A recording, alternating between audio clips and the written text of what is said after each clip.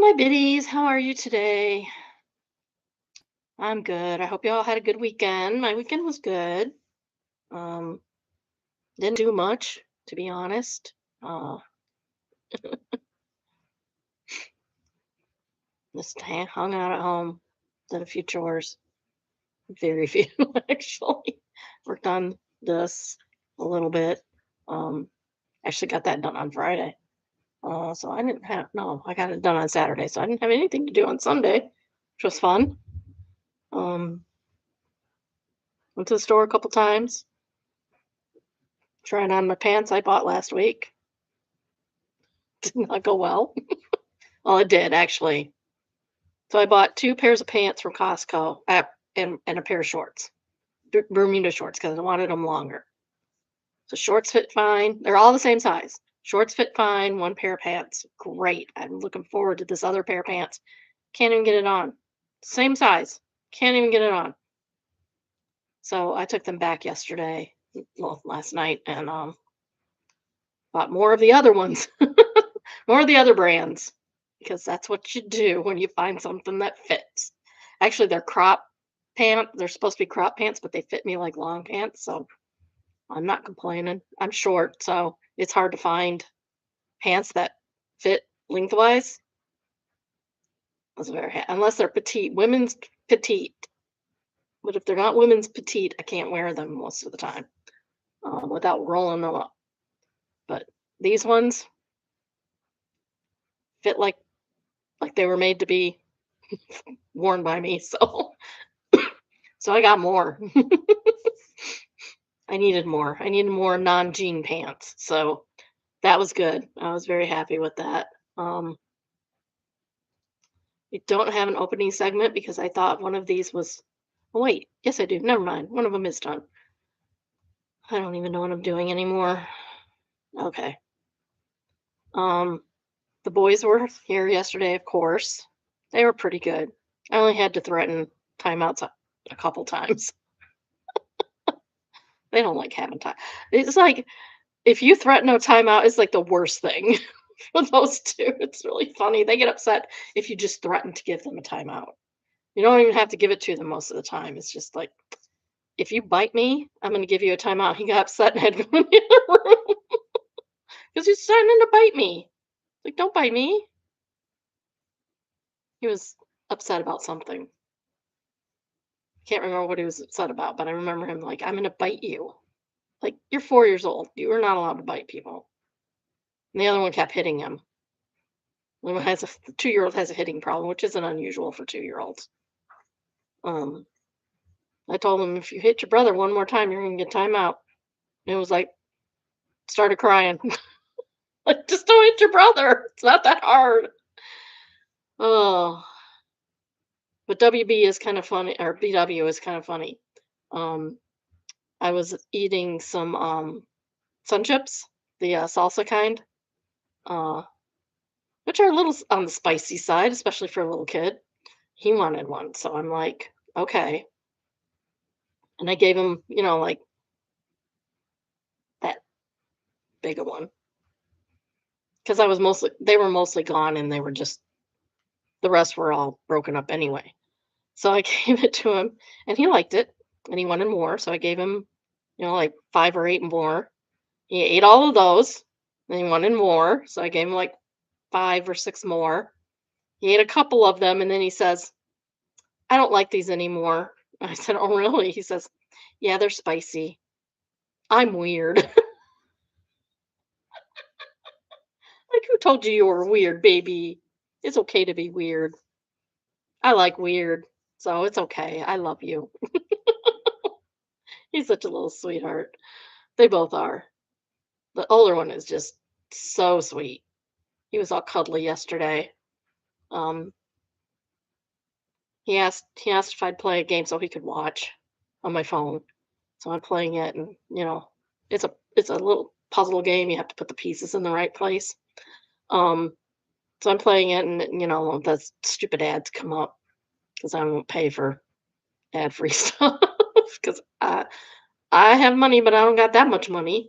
Um, so I choose not to afford that. And Every time coffee break would come up, he told me I had to kiss him. So we got lots of kisses yesterday. It was fun. I'm sad it wasn't warm enough to go outside, but today it is, unfortunately. She didn't even like pack stuff for them to go outside, and I think they're in their pajamas all day because I don't bother. The clothes they come in are the clothes they're going to leave in most of the time, unless something happens. Oh, and BW went potty on the potty, and we're very proud of him because he goes on the potty now like a big boy. He's got pull-ups. He doesn't go all the time, but he did at least once go on the potty, and he's been going at home, so he got to watch the stupid AI video stuff he likes. He was so happy. No matter of fact, last week, was it last week? Last week, they got done watching something, and that set up to automatically go to the next video on YouTube, and that came on, and he got upset. He's like, "I can't watch this. I'm not going on the potty yet." He started crying. Poor little thing. It's like it's not that big of a deal, dude. Come on.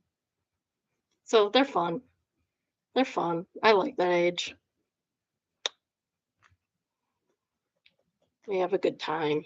We watched Old Yeller, which I warned them was sad before we watched it. But they seemed to like it okay. They were very quiet through most of it. It's their quiet time movie. We're watching old movies because they won't nap. They will not nap. And like 4-year-olds don't nap anyway. They don't need to nap. But they do need some downtime. Some break from each other, fighting with your brother. You need a break from fighting with your brother once in a while, even when you're 4. So that's their quiet time movie. They get maybe one toy, one quiet toy, one book. They usually choose one or the other. They often don't choose both. Sometimes they choose neither. They just sit there for an hour and a half or however long the movie is. Um, they didn't want to leave. Neither one of them wanted to leave. The little one had just peed in the potty, so I let him watch his dumb video on an old phone that I have, and the older one had started watching a movie, and neither one of them wanted to leave. Like, no, you need to get out of here. I got to go to Costco. I got to go to Costco and exchange and return these stupid pants and buy some pants that fit me. And as I was leaving, the gal behind the counter, I saw her lift up those pants and kind of measure it on her. I'm like, yeah, no, hon, don't. So don't do that to yourself. Get these other ones. They're better. They'll fit you. Because she was she was maybe a little skinnier than me, but not by much. And she was taller too. Um, so I warned her off of those.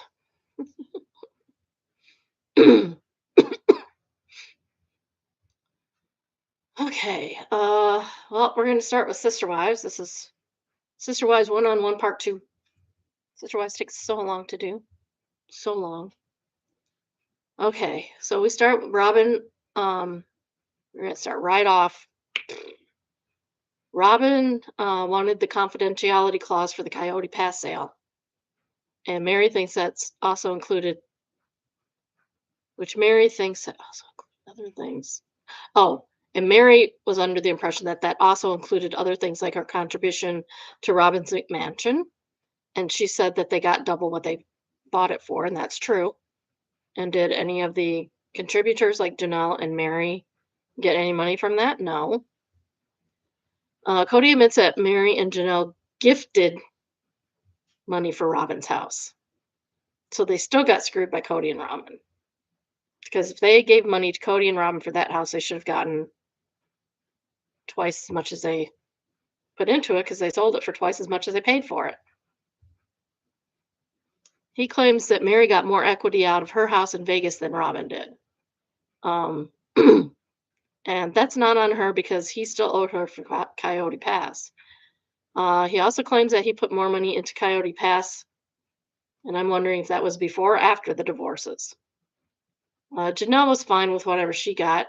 I suspected she, like Christine, just wanted to get out. He says Mary is still unsatisfied, and I don't blame her. And that's probably why they don't want her talking about it, because she knows she's right and they're scammers. He claims that he always intended to make it right, but I don't believe him for a minute. He's a scammer. He's a scammer. Because he was a good, successful salesperson, he was a scammer. Robin also admits that Mary and Janelle put money in for the down payment on her house. Robin says the non disclosure was so that they wouldn't be fighting about finances in public. Why, Robin? Why don't you want them in public? Because you're a scammer? I mean, I wouldn't care if somebody was talking about a sale that I made because I'm not a scammer, you know? You know? Um,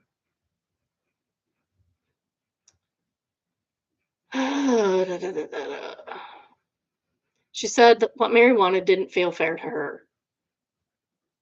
She again brings up the Coyote Pass money that they put in, and again, was that before or after the divorces? They don't say.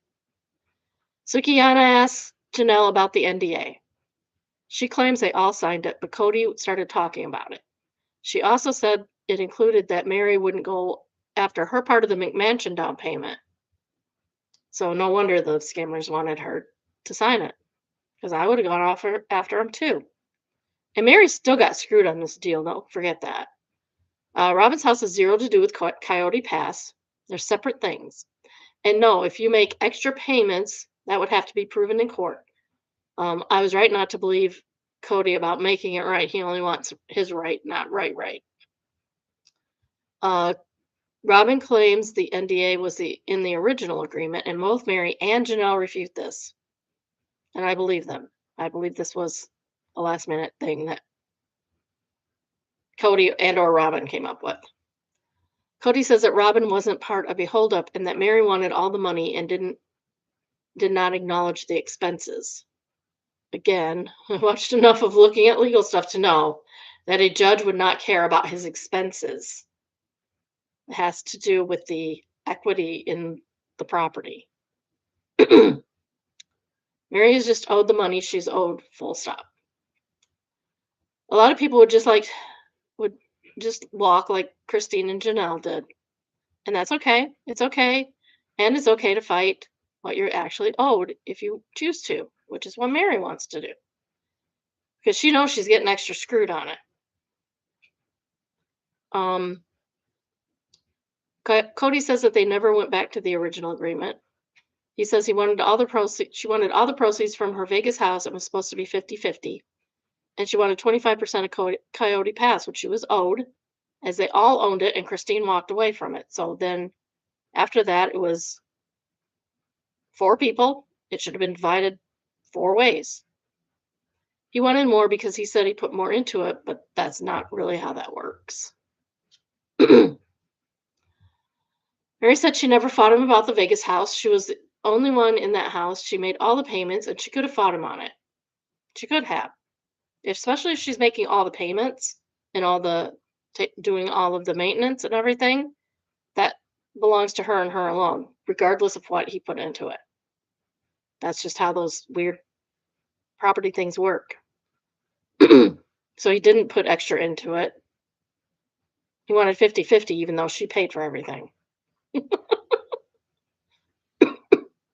But she didn't fight him on it because that's how it was. But he's fighting her on this, that she doesn't deserve 25% of the property. They were already divorced, so she should have the money from that house. It was her house as long as she proved in court that he contributed nothing.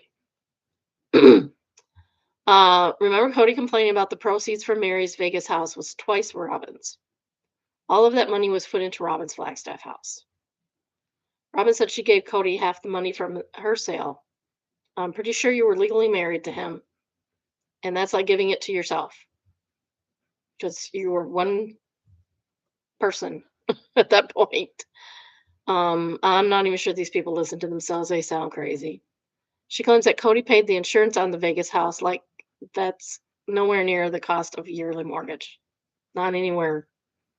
Never, ever will it equal a mortgage payment, even if he did that. Mary Mary said she paid all the bills and Robin wouldn't know who paid the bills on her house. Suki tells uh, her that Robin says he paid the insurance, and Mary correctly says the insurance, taxes, and mortgage are all one monthly payment. When you're paying a mortgage, that's usually how it is.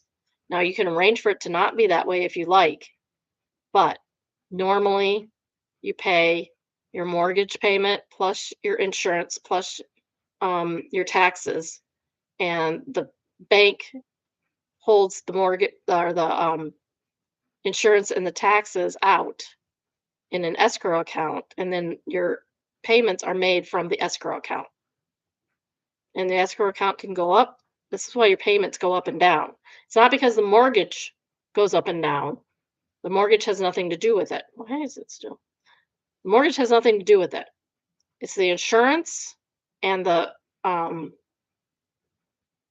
the taxes. Taxes usually just go up. Insurance can go up and down depending on whether they kept enough out the month or the year before.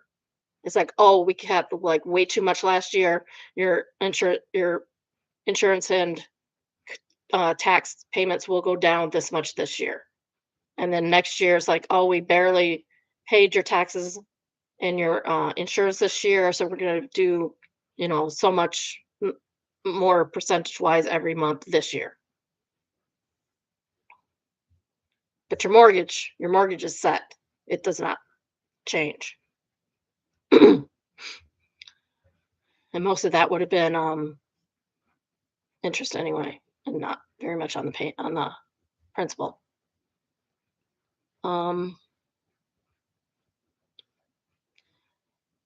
Mary says, "I'm amused here." Yeah, that's ridiculous. And I forgot to bring my drink in here. Mary said she had a typical home loan, which doesn't doesn't know what kind Robin had. Robin could have kept hers out and paid the taxes and the insurance on her own. I have a friend who did that. I preferred it all coming out, you know, my husband and I, did the typical payment where you pay your mortgage, your taxes, and your insurance, and then they pay your insurance and taxes for you. This year? Last year? Last year. Last year was the first time we had to pay any taxes on our house ever. And we have to pay our insurance now too. Um,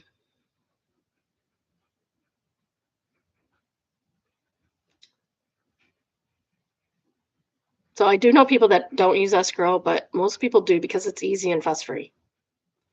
Mary says that she did eventually agree and sign the confidentiality clause, but it took her a while for her to be okay with the verbiage. So she did sign something. And back to lying Cody, he says the Vegas house would have been a bargaining chip with Mary. He also brings up the backdoor deal with Janelle and says she's covering it up. Janelle is adamant there was no backdoor deal, that they were discussing ways to get Coyote Pass sold and that Robin was the rock in the way. Janelle said everything would have been fine without the crazy agreement being thrown in at the last minute. Why do Cody and Robin insist that this was an agreement the whole time? And Mary and Janelle say it was introduced days before the contract was signed. Because maybe they had it in theirs the whole time, but they didn't spring it on the girls until later.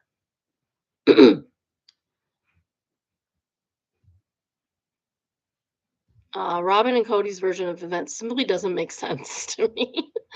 Janelle says there was little to no communication with her unless she was initiating, and she was told it was under negotiation. Robin says that Janelle was getting impatient, rightfully so. There are deadlines to property offers, so why shouldn't she be getting impatient? And Cody told her there was a backdoor deal between him and Janelle to sell the property without Mary. Robin says she's the one that said no to that deal. I kind of believe her, but Cody said that it was Janelle's idea, but not taking ownership of the idea, but also making Janelle look bad. Cody was pressuring her and even threatening her. Why would he do that if it was Janelle's idea? Southern just came out in there, didn't it? Robin was willing to be the rock in the road until it was fair to Mary, according to her. Suki asked how he threatened her, and she says Cody was saying Janelle was pressuring him. She was. There was an expiration deadline imminent, duh. But I don't think she wanted to sell out for Mary. I think that was Cody's idea. Christine says Coyote Pastel is a perfect example of why the family fell apart. She says Cody would get together with one wife to make decisions for the whole family. And she says you can't do that. And she's correct. That's not that's not right. Suki points out that he says it's Janelle's idea, and Janelle says it's his idea. Christine says she doesn't know whose idea it was. Christine says there's a little bit of truth in all the perspectives, and they're also 100% wrong in some parts. Robin believes that Cody and Janelle's so-called partnership was wrong and immoral. It was Cody's partnership. There was there was no partnership. No partnership existed in this. The partnership is Cody deflecting. She says she called Cody out on it because she was upset with him, so she knows it was Cody's idea. Sabin can't answer questions because she's pretending to cry again at this point. She goes all the way back to when Cody divorced Mary to marry Robin and adopt her kids, and that she wanted him to promise to let her go. And he said that he would buy the house down the street for his exes and the kids, and that he would be friends with the new man. And we've seen how that worked out. She says that that guy is not here, meaning Cody. The guy Cody said he was going to be is not the guy Cody is. Cody says Robin is the moral compass of the family, which is hysterical because Robin should not be a moral compass for anything. He says the backdoor deal couldn't have happened, but Robin was the one who said it was wrong. Janelle says sarcastically that Robin is the paragon of virtue, and you give power to get power. Just because Robin says something is fair and equal doesn't necessarily make that true. It's just fair and equal for her. The deal in the end was not fair and equal for Mary at all. Mary says Robin did want everything to be fair, but they disagreed on what's fair. Exactly what I said. It's fair for Robin. Fair for Robin, not fair for Mary. She says she's sure Robin is the moral compass for him and her and her and their family, and that she has her own moral compass. Robin emphatically insists that she has not done nothing to make Mary question her. Excuse me? In what universe?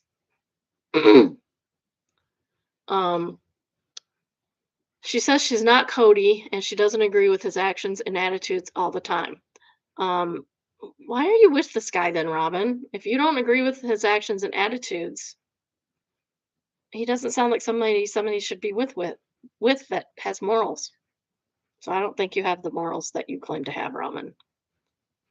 And then she wipes her dry eyes. Suki asks Mary if Robin should have told her after a really long sentence. She basically says yes, like she just went on and on. She admits that she's not always the best person, but she's not dishonest. Suki asks Robin if Robin is dishonest, and Mary says she hopes all of them are not dishonest. Then Suki tells Mary about Robin saying she never gave her a reason to distrust her. Mary says she can't agree with that. Robin doesn't trust Mary enough to tell her what was going on. Robin emphatically said she'd never tell Mary, and that Mary would have just created more problems. Robin is a snake. She claims Mary has backstabbed her over and over again. Like how? When? How? Like, Robin barely even talks to the other women. How would she backstab you, Robin? By telling the truth? That's not backstabbing. That's front stabbing. And then it finally comes out. Robin says she would never be disloyal to Cody. And Mary should have maintained her relationship with her. Robin says Mary was trashing her, but she didn't know what the problem. She couldn't articulate what the problem was, what she was trashing her about. Seriously, my thought. Seriously, Robin, breaking up the entire family and you don't know? You don't know. They were fine before you came along. They probably would have been fine without you. Robin, of course, is the most innocent of innocents, claiming she has no idea what happened. Suki asked Cody why Robin was the last to sign, And he says he asked Robin not to sign until Mary agreed with the family breakup and signed. Suki asks, why was it Robin and not you? And he said he'd already signed. His lawyer said he wouldn't have even had to pay Mary anything. What now? Cody, what now? Mr. Innocent? Mr. Um, Forthcoming? Mr. Scammer. He said he did the apology tour to relieve the tension he felt. That was all about him, and I've said that all along. He says that he's happy for Christine. He's so confusing. He says he wasn't attracted to her, and then he tells the story where he was, and I'm so confused. Christine doesn't want any apologies for that, and that those apologies are disrespectful, and she says he's just playing games. She thinks it's gross to talk about how Cody may have once been attracted to her. I don't think so. Like, you were involved in this person. You're grossed out because of who he is now, but you were clearly in love with this person. I mean, we've all seen it, Christine. Janelle said it would be awkward to have your current husband with you during the apology. I don't see why. I literally do not understand this. Mary says it was appropriate to have David there, and it was okay for Cody to apologize for saying the awful things he said to Christine because it's factual that he loved her. And I am 100% with Mary on this. It is not wrong to apologize for saying awful things like, I didn't love you, I wasn't attracted to you. I was never attracted. He's literally one time he said, I was never attracted to you. She was attracted to Janelle. We all know that, still is. Christine claims it was disrespectful to David, and I still don't understand that train of thought.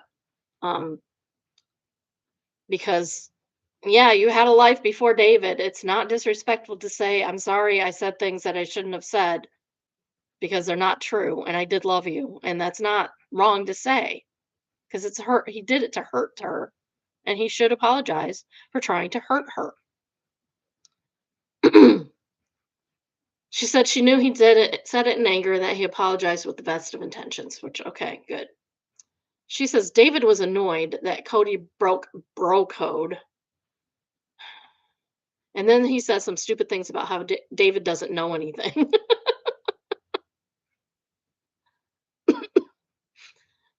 He doesn't want Cody doesn't want David's advice. I still think they're weird. David says it's all about what Cody wants. Well, David knows that at least. David was curious why Robin wasn't there. Well, Robin says it wasn't about her. And if David was enlightened, he'd understand. David is indeed not enlightened. Over this, can we just go on, please? Cody has the right attitude about it. Did I just say that? Oh my goodness. He should never have said that, and he apologized for it. Why is that such a huge deal? And that's where we're going to end. And I will watch another episode. Well, I got to finish. I have another episode of little Biddy Johnson's written up. Most of it, anyway. I didn't finish it. I thought I hadn't finished this one, but apparently I did. I can get us off of here before I read it again to you. Because I can't remember what I did. It's taken me weeks just to do that one. Like, I don't even remember the first part of that.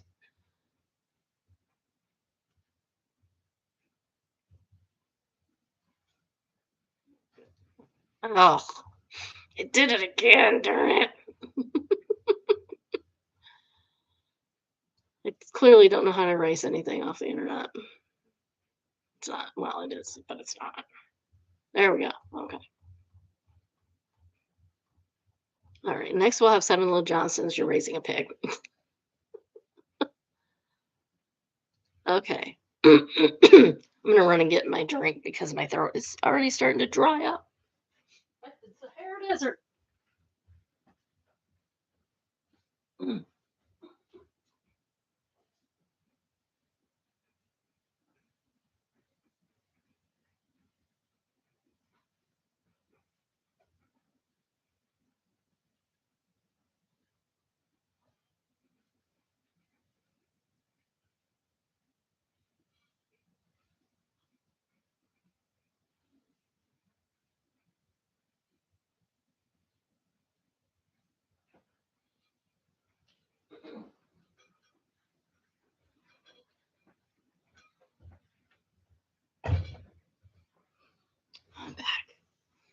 By the way, my brunch today was, come on, focus, focus. There you go. My brunch today was um, avocado toast. I make a concoction of toast with butter, and then I sprinkle on uh, everything bagel seasoning and bacon bits. Got to use the real ones though. And then I put the avocado on top. So good, so good. And I have avocados I gotta eat. Why? Because I bought over avocados, way too many avocados. All right, we'll start with just no mother-in-law. Mill requested to be in the delivery room. Oh, this is an update. Shoot. Did I mark that as an update? Sometimes I catch them. Sometimes I do not.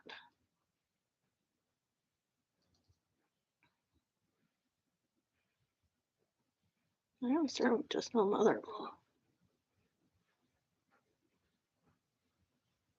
Oh.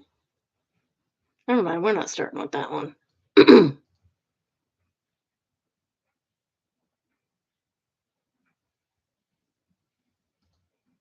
It shouldn't even be that one. Oh no, it should be.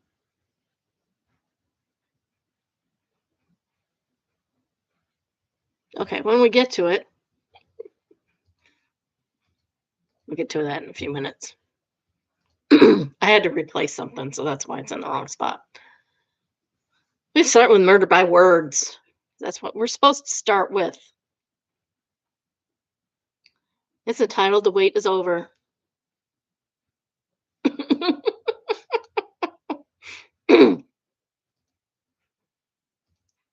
These are almost always a post. So, Rambling Novotny says, name a better pair. Dual, I'll wait. And USMC Angry Veteran says, toaster and bathwater is a better duel than those two. And I'm not even saying their names. Bleach and ammonia. Affectionate Rub says that is far less toxic. Bolin Rock says chlorine gas in a small pool shed. The top rated comment is pedophiles in prison. That is a much better combo, pedophiles and prison for sure.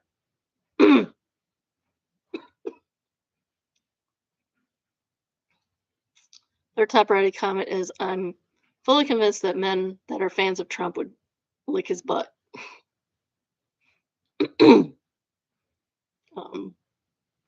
Beefist Prime says, holding in vomit. This owns the libs, right?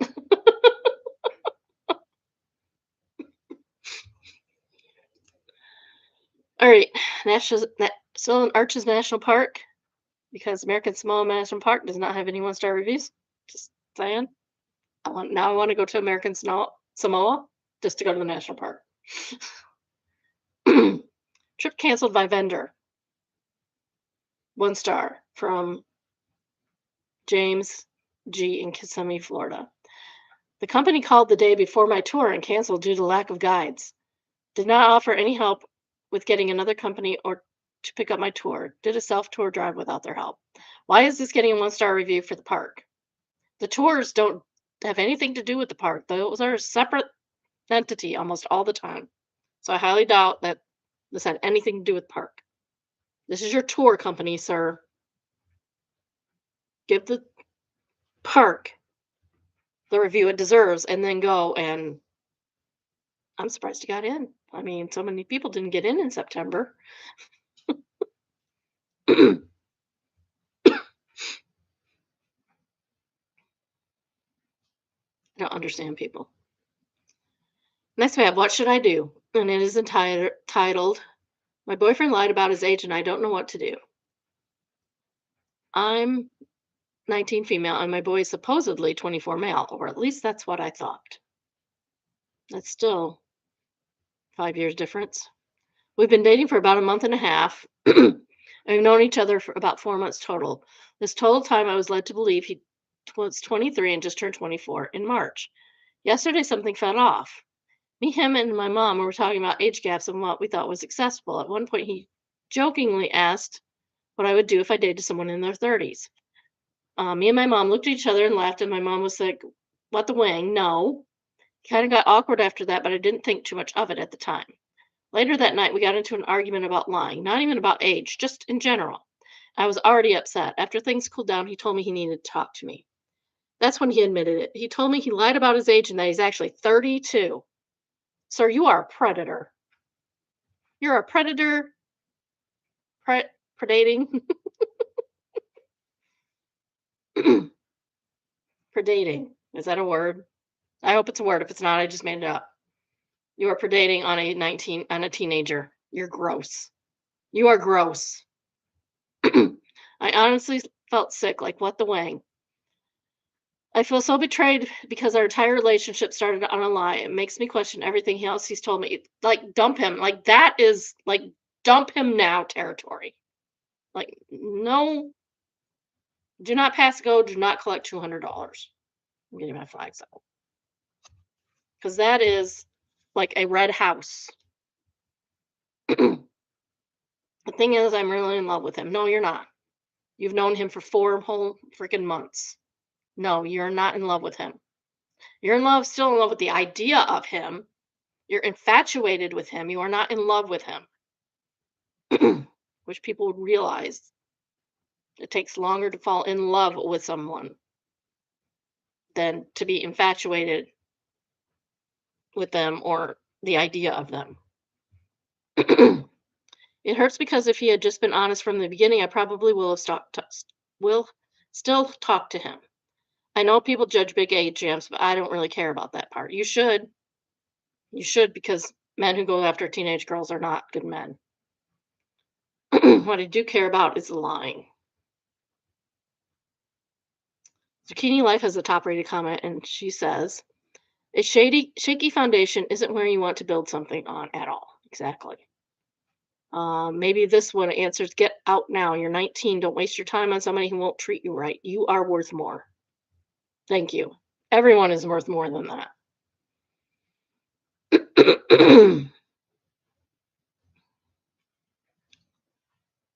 Clever names pending. This is the second top rated comment.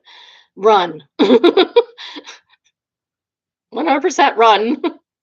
I'm sorry, there are only sketchy ass reasons for a man to go after a barely legal woman more than 10 years younger than him while lying about his age. Exactly. Ladybug the fat cat fox answers this. I'm in my 30s, so there's a reason why someone this age is hitting it on younger women because no one in his age bracket wants to date him. You don't know what the older women know, and that's something I wish I knew when I was your age. When I was 19, I dated an older guy. Ended up with PTSD from it, and put it this way, other people. His age, oh, okay, she's totally messed up her grammar. Sorry. Put it this way, other people his age knew what his and that was why he was talking, and that was why he was targeting younger women. Younger. Okay. I'm sorry. Person must have been drunk when they wrote it, which is fine. It's fine. No judging. But that was definitely a drunken text. The Shame Town says, also dated an older guy when I was 19 and it wasn't pretty. He was definitely not someone who was able to trick women his own age into dating him. He lived in his mom's basement, worked 2 nights per week as a barback, and his only life plan was his band making it. But yeah, 19-year-old me thought I'd struck gold.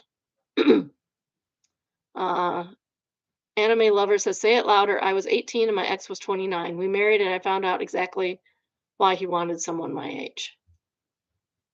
Third top rated comment is from Rare Sugar, and it says, you're in love with who he has pretended to be. You don't know the real him. Well, you do know he's a real liar, at least. Break up with him.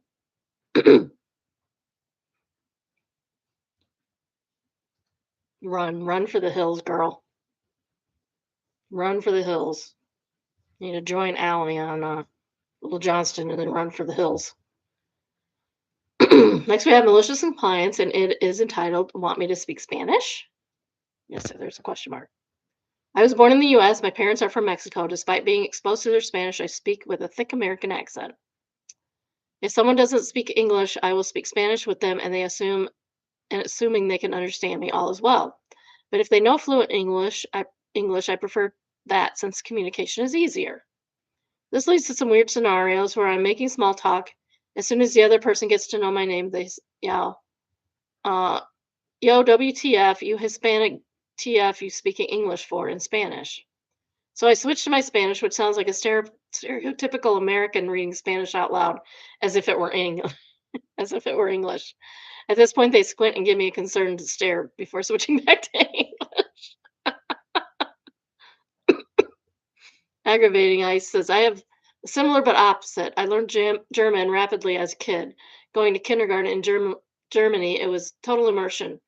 A year later, moved to Canada and kept up German a little. My mom had a tutor for me for a few years, and we go to the local German market, and I'd talk to the sometimes confused old men.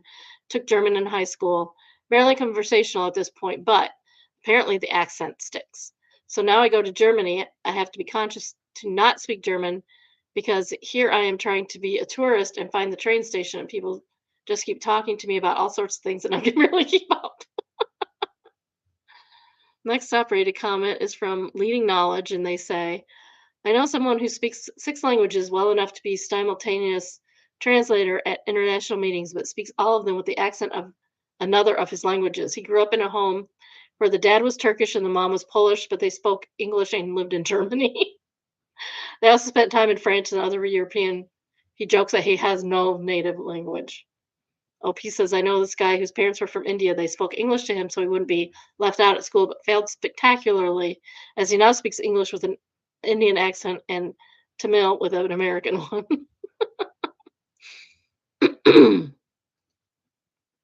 Hollow Tear is the third top rated comment, and she says, I'm Hispanic, but I no longer speak fluent Spanish.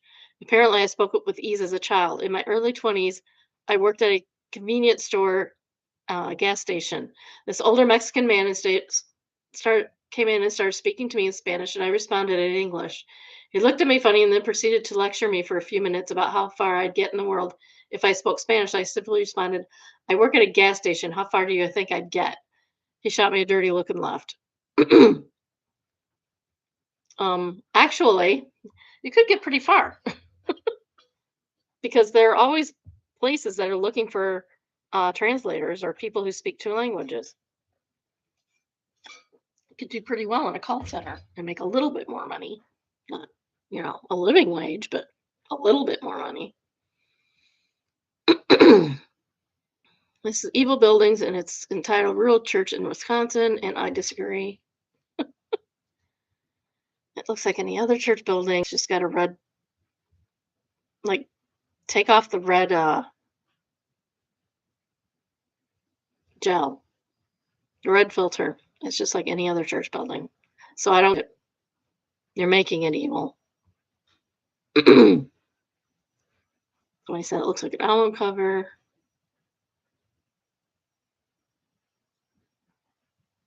Dark Horse says you cannot place this building here, and OP says it's too evil. And she says, he says, no, it looks like SimCity or City Skylines. When you try to place a building somewhere it can't go, it'll highlight red and give you a message. Oh, SimCity. I miss SimCity. I like that shit. I like that game. It was fun. Anybody got something similar? And let me know in the comments because I know nobody's watching, so you can't tell me in the chat. So thanks. That's my snarky comment on that for the day. That is 100% going to be on fire by the end of the vampire movie. Next, we have AITAH, and it is entitled AITAH Husband cut off my son's hair, so I used his card to buy my son the designer jacket he's been wanting. Now, nobody should be cutting anybody's hair without permission. My son is 17, and pretty much all his life he's had long hair. He had long, thick, and very well maintained black hair that went just past his chest, and he loved it. My husband, his stepdad, no. See, absolutely not. No, you do not cut somebody else's kid's hair. You may be a parent, but that is not your kid. That is your kid by I can't think of the word. That's your kid by proxy. It's not your kid. So you cannot do that. My husband, his stepdad, has never been a fan of it and has always thought it was girly. He's never been mean or cruel about it to my son's face. Yes, he has because he doesn't like it and he has an opinion. He should not even have an opinion. But he has said to me that he thinks he should cut it off. Two of them got into a huge fight because my son has been skipping his classes, and my husband decided that to punish him, he was going to cut off his hair. That is not an appropriate punishment, sir.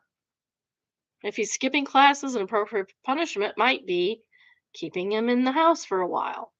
Of course, that's going to punish you too, but if you choose to do that, that's fine. I don't know how it went down, but I came home. My son was crying and cutting his own hair in the mirror. I asked him what was wrong and what he was doing, and he told me my husband has randomly cut his hair short in spots. Now he had to cut it real short to even it out and make it look okay. Well, first of all, you take him somewhere and get his proper haircut. I went and spoke to my husband to find out the specifics of what happened from his side, and well, it ended up in yelling because I don't agree with my son skipping classes. I feel that cutting his hair over was cruel and horrible when this could have been resolved another way. To cheer my son up, I bought him this affliction leather jacket that he's wanted for a while out of my husband's money.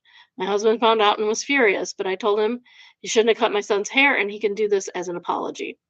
It's going to take years for my son's hair to grow back, but my husband can make that money back quickly. AITAH. Everybody sucks here, except the kid. Everybody sucks here. Well, no, even the kid. He's cutting classes. Everybody sucks here.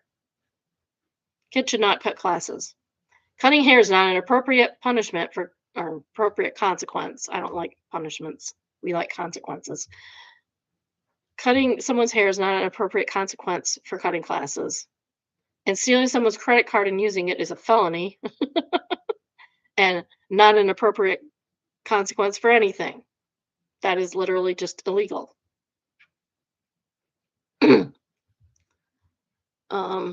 Garden Gnome says, you should divorce this man. If somebody did that to my kid, it would be it. Yes, she should have divorced this man. That would be the appropriate punishment for cutting the kid's hair without consent.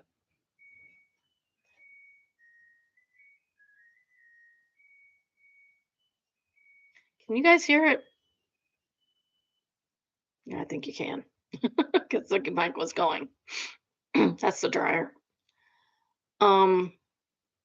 If someone did that to my kid, that would be it. The relationship would be over. He thinks it's okay to ignore someone's bodily autonomy. How would he like the taste of his own medicine? He would like how I gave it to him. Second best at everything answers. She just told us the story of her son being assaulted by the man she brought into her home.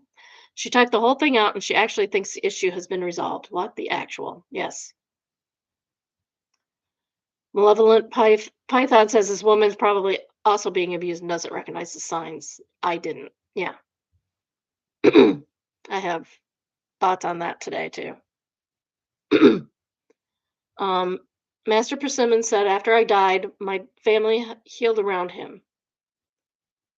It was painful, messy, and overall a really bad experience. But when my mom met my stepdad and my mental health never recovered. My mom let me be a person. My stepdad forced me to be an automaton. I love him because he's family. I do everything in my power to never be around him except in very controlled circumstances. Getting away from him was my primary motivation for getting out of my house before 18. It's funny to think that 9 years of being forced to live under my mom pays the mortgage roof, did more damage than just about anything else. I went from being bullied at school to living with a bully, who also took all of my mom's time being a literal man-child with zero emotional regulation skills. He's the reason I'm a people pleaser, and he's the reason boundaries are so hard. He's also the reason I have trust issues, and I don't know if I will ever meet my wife. He literally just said, hey, do you want to have a different kind of abusive a-hole around? To be honest, my mom just had a horrible taste in men, but also she loves the ever-loving crap out of me. So it's hard for me to get angry, even though her selfish need to fix her dad by proxy resulted in a drug addict, physically abusive dad.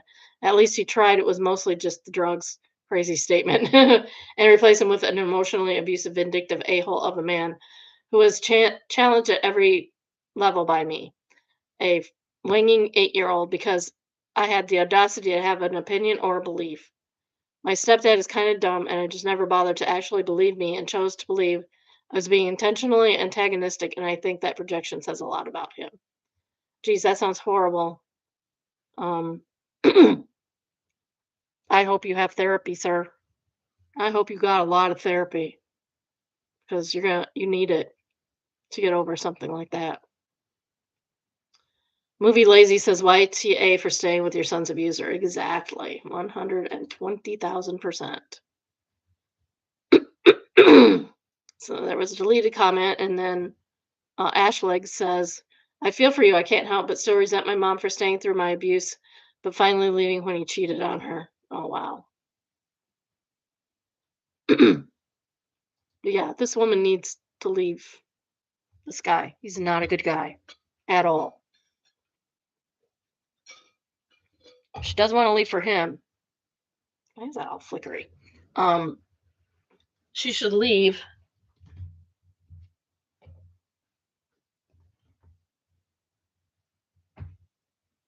What's helping? Nothing is helping. Focus, focus. Come on, camera, focus. Jeez, took you long enough. There we go. um, she should not be with a man who abuses her kid like that. That's just wrong. There are appropriate consequences, punishments for skipping school. Cutting your hair is not one of them. No matter what your hair looks like. He's just jealous. He's probably bald. Next we have Neighbors from Hell. It is entitled, My neighbor across the hall has started greeting my guests before I even get to the door, and it's weird. That is kind of weird. I, 31 male, live alone in a small apartment building, and the woman across from me has slowly developed this bizarre habit that is somehow minor enough to sound fake when I explain it, but consistent enough that it's starting to really get under my skin. She's maybe in her late 50s or early 60s, always home, always somehow aware of hallway movement before anyone else. She probably has a camera. At first, I thought it was just one of those apartment things. Friend comes over, I hear a knock.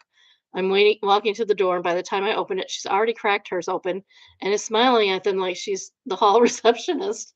Stuff like, "Oh, you must be here for him." Well, no kidding. I'm knocking on his door. Or he's home. I just heard him. Oh my.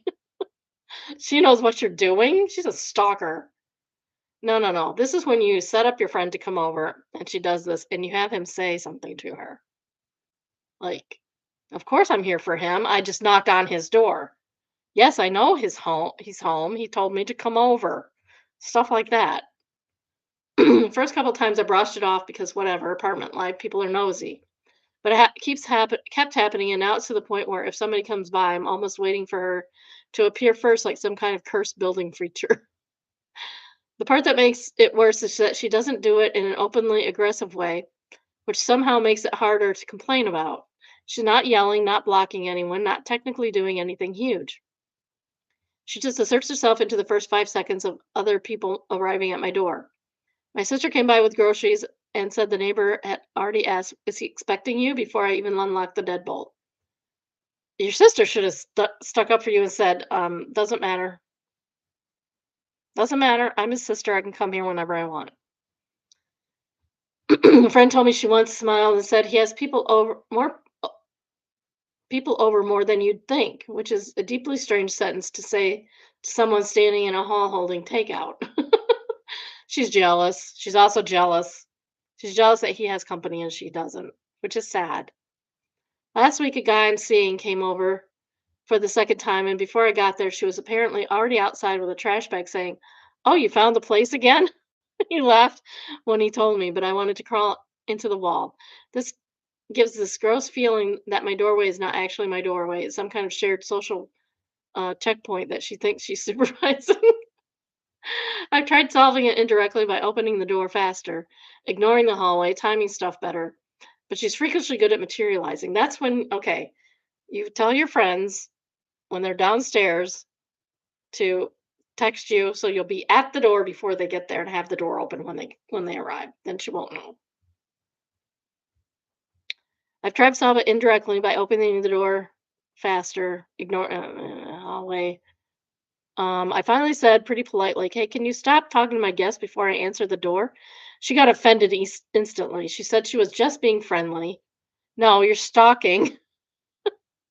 In that building like this, people should know their neighbors and look out for each other. You're not looking out for him, ma'am. You're accosting everyone who comes to his door. Would you like it if somebody did that to you?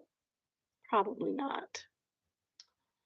Since then, she's been colder to me, which honestly would be perfect if she also stopped popping out every time someone visits, but she hasn't. Now it's the same weird behavior with a more wounded expression on top. I feel slightly insane even typing this because it sounds small, but it's such a specific, repeated little invasion that I'm starting to dread people coming over. Play with Imagine says, it's a top rated comment. They say, the weirdest part is how polite boundary crossing can somehow feel even more intrusive. Gorilla Gorilla Manito says, I'll look for a motion sensor she's using to notify her and wing with it to see if she comes out to inspect it. OP needs a camera. Maybe set it off if she's using one and see if she comes out. This sounds like has advanced notice. She could be just be using a doorbell camera or people camera, but it just feels like either she stands at her door or she has advanced notice. Yes, I agree. Also, I would meet my guests at the door open. Did I not just say that? Let them have them let me know when they are coming up, and I open my door, glare at her without saying anything. She could have a Nest Cam or Ring Cam with AI pointed at the parking lot for all we know. She may be so sorry for company that she keeping track of comings and goings is her annoying habit. Yeah, that's true. Like I said, she's lonely and jealous. Mom of 41, almost 42,000 people says, if it happens again and she tries to hide behind it, just being friendly, I would call her out and say, no, I don't find it friendly to tell people you don't know that I have people here more often than they think or on the number of times they are here. It's disrespectful and it's invasive to insert yourself and comment about the movement in my home, like some kind of obsessed stalker. I'd also document with the landlord. She is disturbing your right to a quiet enjoyment of your home. Her pretending it's neighborly is just double downing. True. Primal Palette says, not only disrespectful, but potentially dangerous if she's saying stuff like, I know he's home right now. She doesn't know who the guests are in relation to OP. I've had stalking issues with the past from an ex that I ended up having to get a restraining order issued against. Um, if my neighbors are blabbing to him about my whereabouts and who else I may be coming and going, I would have flipped on them, good intentions on their part or not. Their top rated comment is from Snoo. It says, get a friend that has never visited to turn up and have a nice chat with her, then aggressively bang your door, pretending to be after his money. I know you're in there. Hauntier says that would be hilarious. Snoo says, and then get a woman to drop by pretending to be your girlfriend and leave a very explicit message for your neighbor when you're home. She can't do anything either way because of the debt collector. You just gotta tell your guests, "Hey, you're gonna have to talk to this lady," or open the door before they come up. What's she gonna do? She knows you don't like it already. So what is she gonna do? Next, we have Benign Existence, and it is entitled, I got to be the show and tell guinea pig for my 7-year-old neighbor. Oh, that sounds fun. There's a little kid who can't be more than 7 year old who lives on the same floor as me. He's a sweet little boy with messy brown, curly hair and thick round glasses that make his eyes look 10 times bigger than they are. I see him often as I'm walking down the hall to the elevator. When he sees me, he runs the elevator to press the call button for me. And since his apartment is closer to the elevator, he also holds it open for me until I get there. This morning, he and his mom were on the way to school, and he held the elevator open for me like he usually does. And then he pulled out his little Super Mario figure with eyes that lit up. He said he was bringing it to show and tell, and I was the first person he got to show and tell. He makes my day every time I see him. That's so sweet. He sounds like a wonderful little kid. Rennie Finfin's top rated comment And they say, I read this as you went as a guinea pig to show and tell. True story. Uh, Kevin Martin says, I hope you tip him at least a quarter when he performs these vital services for you. He sounds adorable. Yes. Give the kid some cash, man. Glittering Bat says, very cute. Next, we have Found Satan. Is entitled Devilish Marketing. And this is not safe. This is not safe. It's in the subway and it says, come a little closer. This is an ad for an effing funeral services. Oh my gosh. That makes it even worse. What the heck? No. Who approved that? Who approved that? That is not cool. Rick Astley says peak German advertising and humor. Fox on the Rock says putting the fun back in funeral. Regulus Spot says I don't know. I didn't know German were capable humor wise, but yeah, you got me. OP says I used to believe Germans had no humor until I read the famous Trab Trabant jokes just like these. The back page of the Trabant manual contains a local bus schedule. Four men were seen carrying a Trabant. Someone asked them why. Was it broken? They replied, no, nothing wrong with it. We're just in a hurry. How did you catch the Trabant? Place a piece of chewing gum on the road. Allusion to a weak engine. Trabant is a German car, apparently. So that's pretty funny. That is funny. Okay, now we have just no mother-in-law. Just no Mill. Mill requested to be in the delivery room. So it says it's an update.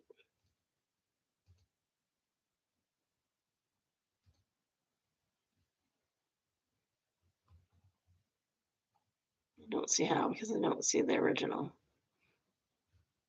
anywhere. If she has an original, can't tell.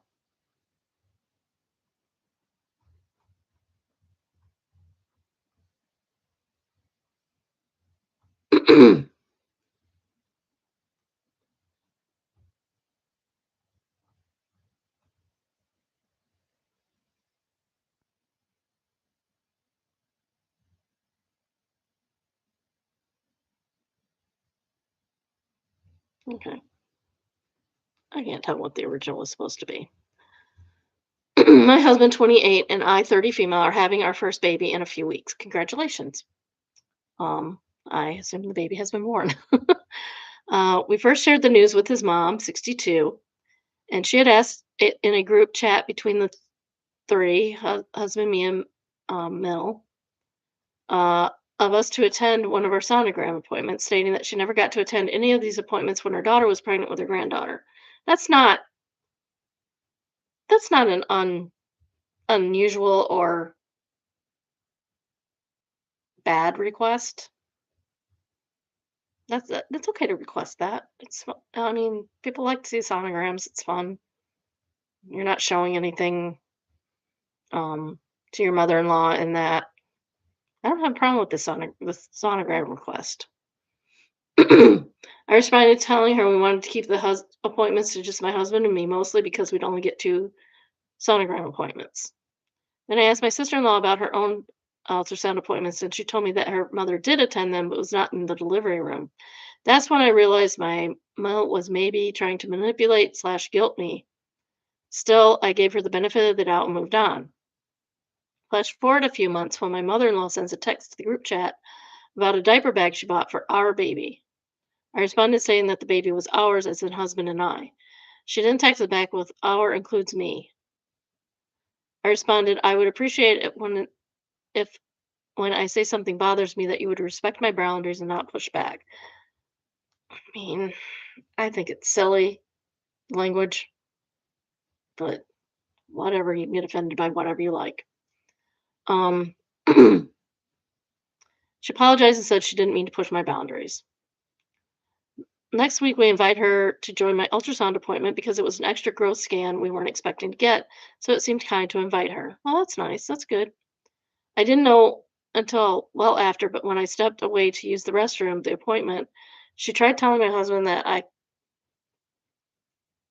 I call my grandbabies our baby, and I just mean to be endearing. My husband responded telling her that she shouldn't say things like that. I've already told her it bothers me and that she needs to realize that my husband and I are a team, united friends, essentially, we told her. Yesterday, she texted them, "So, have you discussed who will be allowed in the birthing room when it's time?" He texted back, "Probably just me and my wife, maybe wife's mom. That's reasonable." I would never, ever expect to be in the delivery room with a daughter-in-law. That's her mom's business. That's her mom's business if she wants her mom there. If she doesn't want her mom there, that's fine. If she wants me there, she can ask, but I would never expect it or ask about it. Like, they would have to come to me and ask.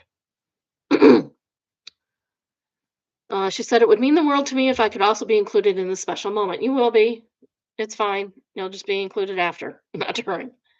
I would, plus, you can, the more people you have in there, the more stressful it is. Stress is not good for labor, et cetera, et cetera, et cetera, especially if you don't get along with her. Um, I would stand there whenever you wanted me to. I wanted to be there for the birth of this special little guy and be there for you also. You know how special you are to me, and I'm so proud and happy that you two decided to go and name him after somebody. Um, she should have said at least the relationship. Uncle John, your uncle. He responded, "Thanks for the support, but we aren't even sure her name is going to be that yet." Um, Thank you for the support, but we aren't even sure if her mom is going to be in there yet. She said, "Just kind of keep me in mind. Um, your mama is sentimental and maybe sometimes too much, but it's who I've always been and always will be." Oh, that sounds annoying because if you're annoying people, you probably should change. My love for my babies, their babies, and family will always come first. I just wanted to share in the joy. I love you more than you will ever know. You will start to understand once you hold baby in your arms. He responded with, "I know, I love you too." I don't know if it's pregnancy hormones or what, but she's really annoying me. I feel like she tries to go behind my back to try and get what she wants from my husband. He and I are on the same page about decisions we make. I don't think she's used to that because her other son does not respect the rules his girlfriend puts in place for their kids. My husband is her youngest child, and she really infantilized him. I feel like we're going to need to put our foot down once the baby gets here, but I don't know what additional boundaries I need to set before then. Well, that's something for you to figure out, not something for everybody else to comment on because we're not you and we don't know your situation. I really don't have a problem with the mother-in-law asking to be in an ultrasound. Um, and I'm glad that they asked her to. I do have a problem with her uh, asking to be in the delivery room because I think that's a bit much. Um, Depending on how she uses our babies, that can be a problem or not. But it sounds like you're making it a problem, so I guess it's a problem. Um, I mean, my daughter-in-law didn't even seem to have a problem with the boys calling me mama. Like, "Don't call me mama, I'm not your mommy." But she didn't have a problem with it because I told her about it because 'cause I'm open and honest, and, she didn't she's like, "That's okay, I don't care." I'm like, "Well, I care because 'cause you're their mom. You shouldn't be calling me that." Soul Hard Soul Shard, sorry. Add this to your mental health records and hospital intake. Do not let this woman in. Nurses and big security people are there for a reason. Yes, exactly. You can even add paper with her picture on it and big bold letters to refuse entry. Then hand them out to your nurses, doctors of the day. It's part of your record and they get to handle your privacy too. Register as anonymous, not in the hospital directory, and nobody can call the switchboard and route her. There's no Mrs. Smith registered. Husband is doing great. I wish you well. Monkey Chewbacca is the second top rated comment, and she um, quotes, "Then I asked my sister in law about her own ultrasound appointments, and she told her that her mom did attend them. And that's the real issue, is that she's lying about things. That's a huge red flag.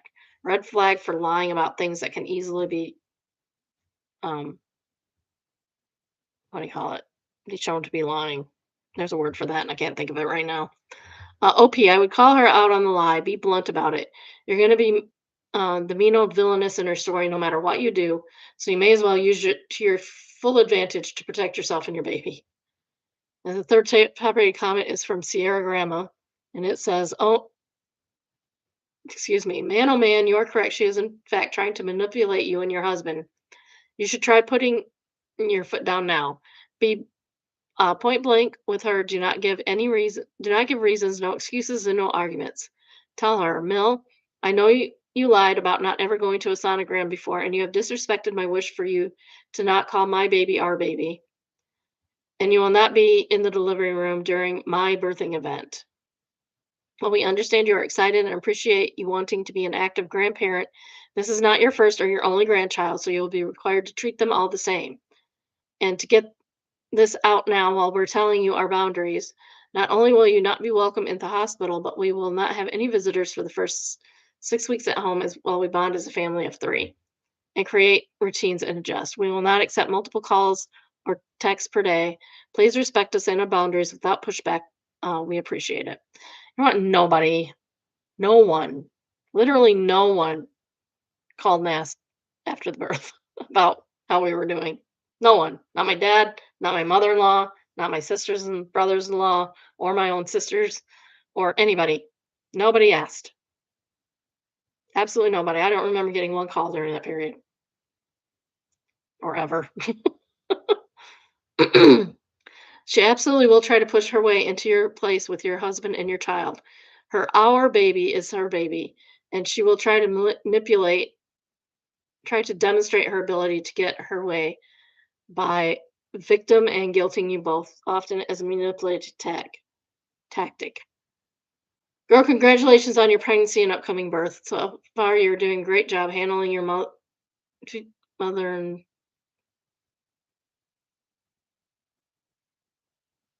I don't know what that's supposed to say. Mother-in-law and something else.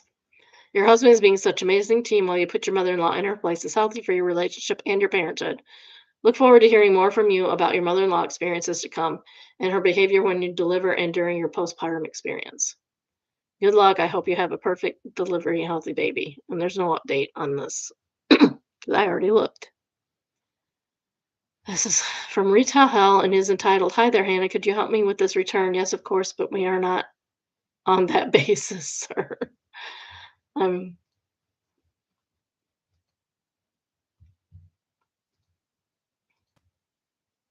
when customer uses your name. Your name tag's there for a reason, ma'am. Your name tag's there for a reason. People are allowed to use your name. If you don't like it, use another name on your name tag. I'm having faith that most customers doing this have no ill intent or even think they're being polite. However, it always gives me that ick. I know others feel the same. I also know some cases where it can be downright creepy, but those kind of customers don't belong in the category of those who do it out of awareness. Willpower says, I hate it even more when customers gives you a nickname. Hey, Bill, where's the insert first product? It's in location. Uh, it's in aisle 3. My name's not Bill. It's William. Yeah, but Bill is a nickname for William, a nickname that I have never gone by. My grandfather, stepfather, and brothers were Bill. My name's William, and that's why it says it on my name tag. Yeah, that's really weird. That's really rude. You should say what's on their name tag, but yeah, your name is on your name tag so people can address you. Well, and know your name when they complain about you. Pseudodactyl says, I'm the opposite. My name is actually a common shortened version of a different longer name, but especially older people, like to call me the long name. Like if your name was literally just Bill and your name tag says Bill, but people call you William. Now, I might do that as a joke to somebody, but I wouldn't.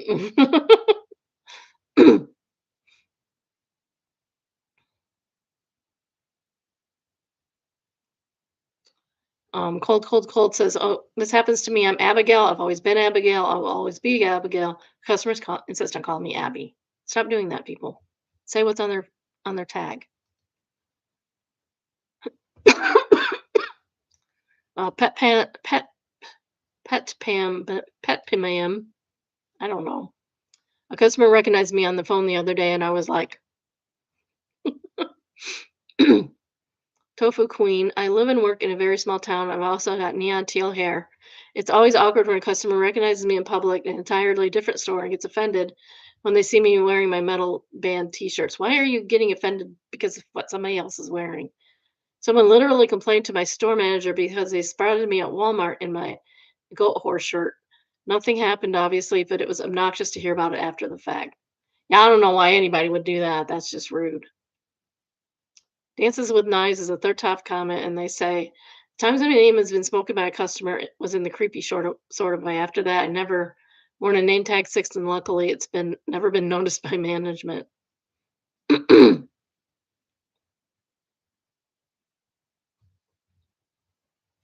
I told my management I wouldn't wear a name tag with my real name on it, but I would be willing to wear tags using the names of my favorite fictional characters instead. I wrote through three names, Geralt and Shepard and Jay Wick, changing it once a month.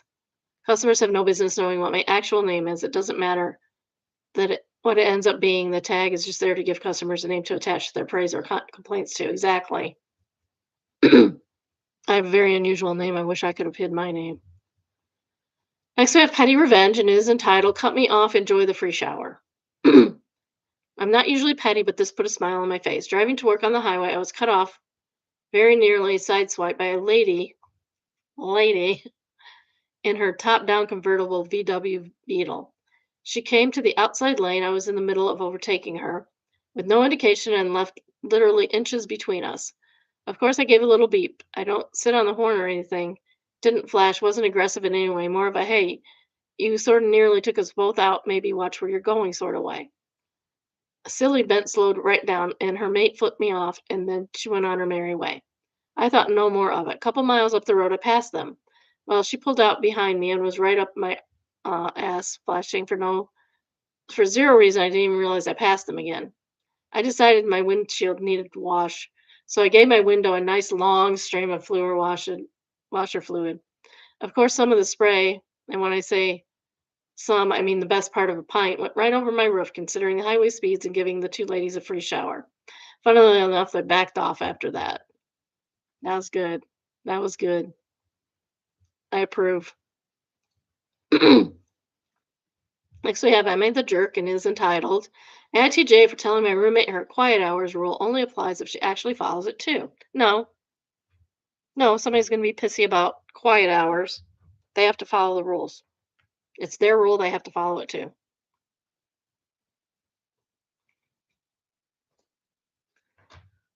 I, 26 female, have lived with my roommate, Priya. I know how to say that name. I'm dumb. Priya, 25 female, for about 8 months. About 6 weeks ago, she came to me and said she started a new job with early mornings and asked if we could agree on quiet hours after 10 p.m.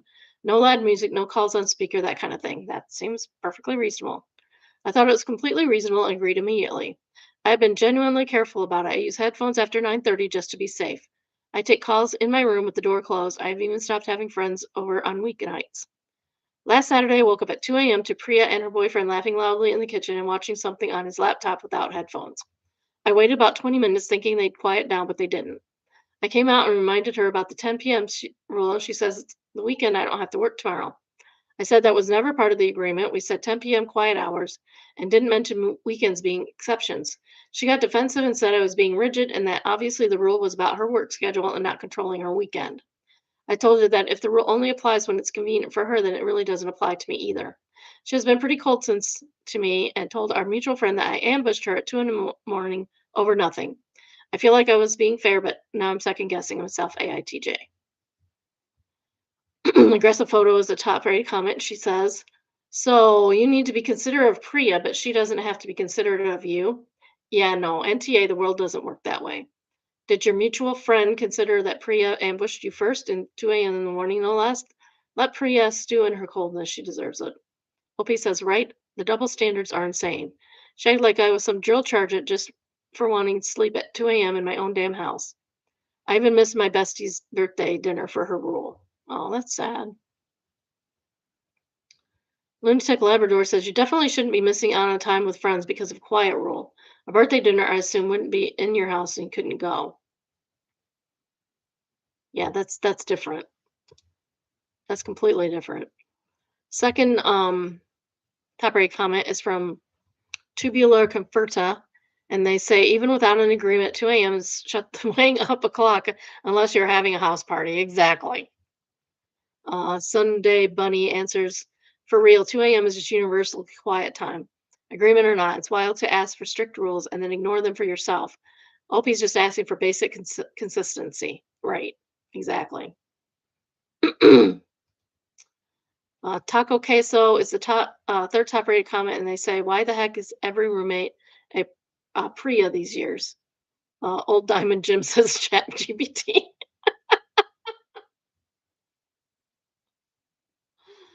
Oh, that's funny.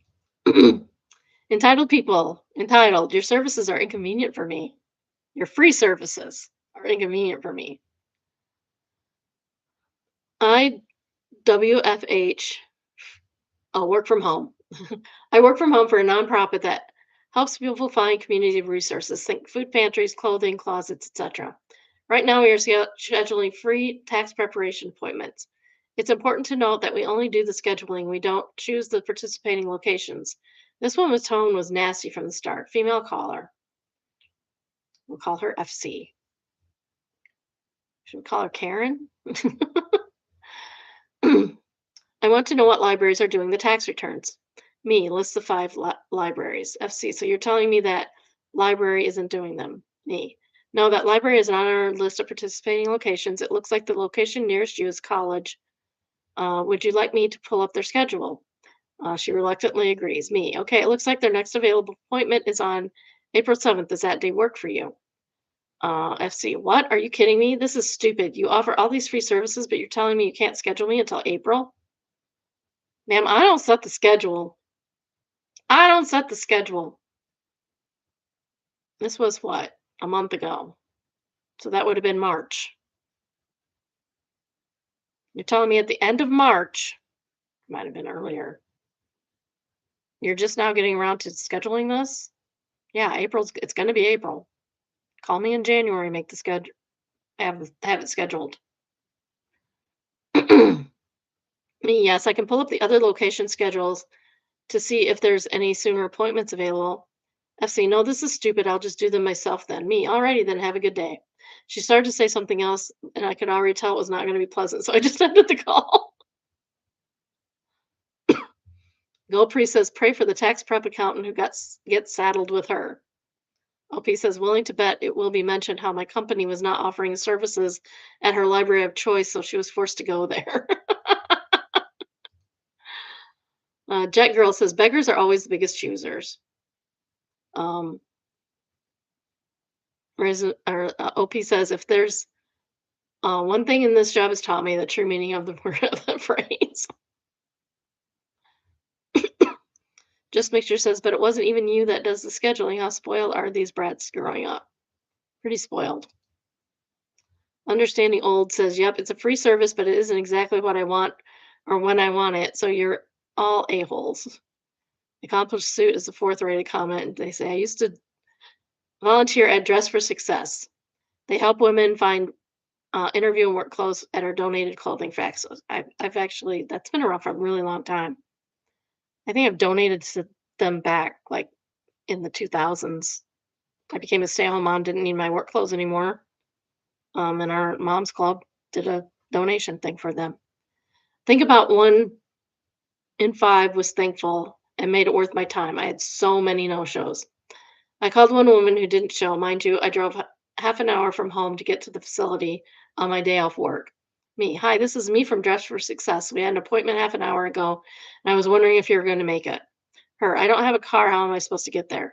Me, sorry, I don't know. Can you take a bus? Her, ugh, which bus am I supposed to take? She made the appointment with no way of getting there and apparently no intention of showing up. I don't know if she thought I was an extension of social services who could get her transportation or what, but I was just a person who showed up and unlocked the door. Apparently, a lot of women who made appointments were required to do so in order to show an effort about getting a job and keeping some kind of benefits. Electric Apple says my sister started a similar program at the state agency she worked at because of the state workfare regulation. She and her coworkers started by donating unusable clothes from their own closets. Most of the women came in complaining about the clothing. One young lady said, "Who would wear this stuff?" I don't know. Maybe women who want a job. You won't get a job wearing a tank top and short, honey. Sure. Now we have expectation versus reality. Says, I don't think I should have ordered this in white. Now, if it's for a baby, first photo is from a package that was back ordered, age for 6 months on a 4-month-old baby. Second is the product photo. Third product was half the order we received weeks ago. 6-month labeled on 4-month baby. None of that makes sense, and baby looks suspicious. Well, I wouldn't order anything for a baby in white, first of all. And I don't really know what she's trying to say. But here's the photo, the first photo.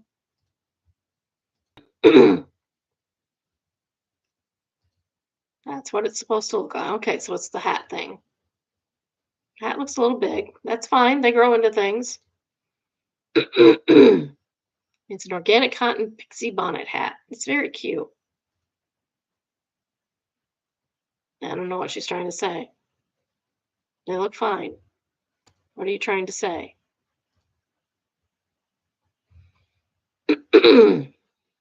Cute kid cap. Yes, exactly.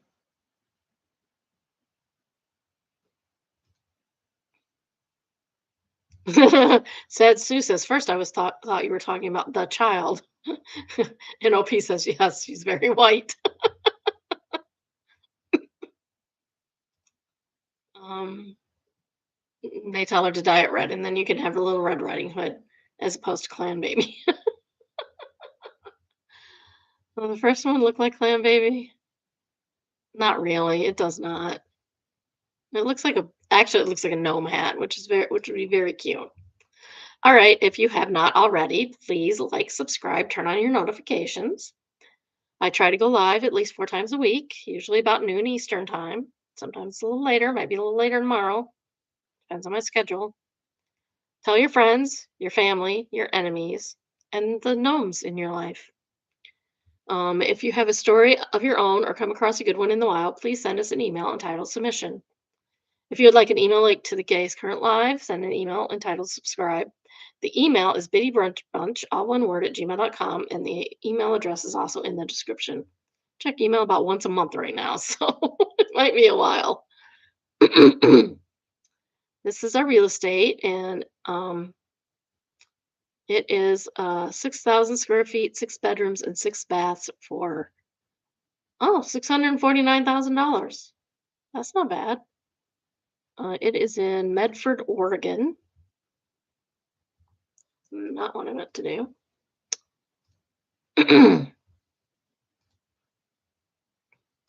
Not 670,000. 6,965 square feet. Looks nice. I like that. There's got to be something wrong, right? Nice area. Got neighbors, but not too close. Oh yeah, they have parking spaces over here. That's kind of weird. Sure about that. Property lines are approximate. It's a decent size. As long as they're not picking up the kids over here in this triangle area, 'cause I know that has issues. As long as the bus is not picking up kids there, you should be okay. Okay, the screens need a little work. That's making me trepidatious. That's not bad. Probably, I mean, if you want to take out the paneling, that would take some work. That would take some labor. I love the fireplace. It's beautiful. Actually, that's a stove. It's more of a stove now. Did another fireplace in the dining room. Very pink. So you might want to paint. I would paint that ceiling a different color too. And why did they take the light fixture out? There should be a light fixture right there. It's a nice big dining room, kitchen, island with a sink, and the space for garbage. Yes, please. Oh, that's cute. You have your little nookie area over here with the benches to look outside while you're eating breakfast. It's lovely. I would want that all the way across, though, I think. It's only enough for two.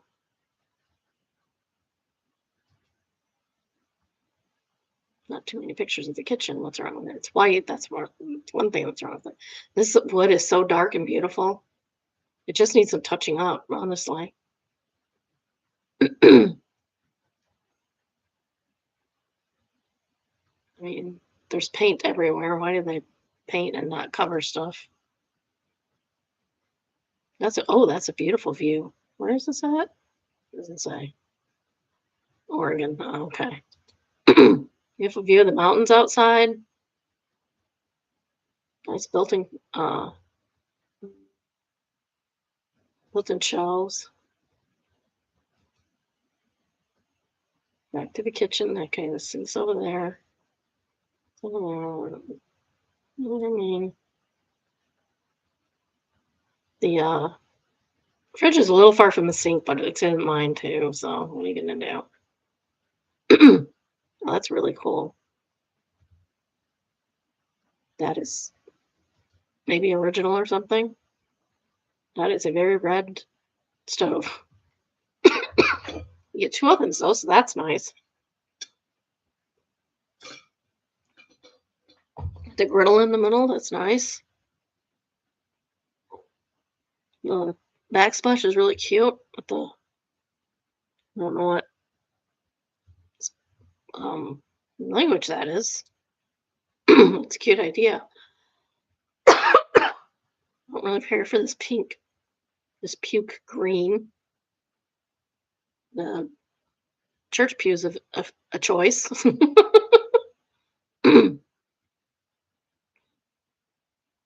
No, that's awfully small for a laundry room. I'm sorry. No, cannot approve that at all.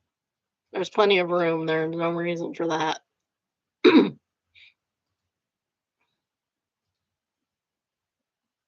Another fireplace. The bay windows are beautiful. Love that bathroom. I actually love that bathroom. I might do something different with the floor, but that's a nice bathroom. That's too yellow. Why do people insist on yellow bathrooms? I do not know. Somebody will say something about my purple bathroom one day. Do I have purple bathroom? It's light purples, almost lavender. Kids couldn't decide what they wanted, so we compromised. That needs some work. I wonder what that's indicating. I'd worry about that. Cracking the ceiling. Well, that is super cute. I love that. Love that little alcove. That's nice. You have a bench over here. You can put a pad on it and sit there and read. I read a bunch of my book yesterday when the boys were over. Okay, that's a choice. A really, really weird choice. Oh, I don't like that at all. That toilet's got to go. That is not right. That is so not right. Is that two different rooms or is that one room? I'm confused. I need to see. Okay, that's one room. That can be, I don't know. That's really weird. That's really, really weird.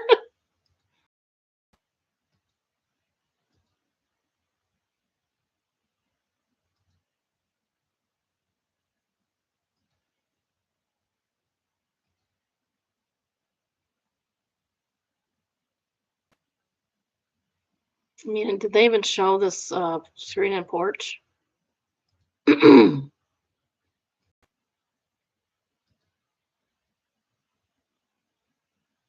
Nice big. Is that a barn or garage? Oh, here we go. Okay, cool. That's the entry. Living room, dining room, breakfast nook with the little.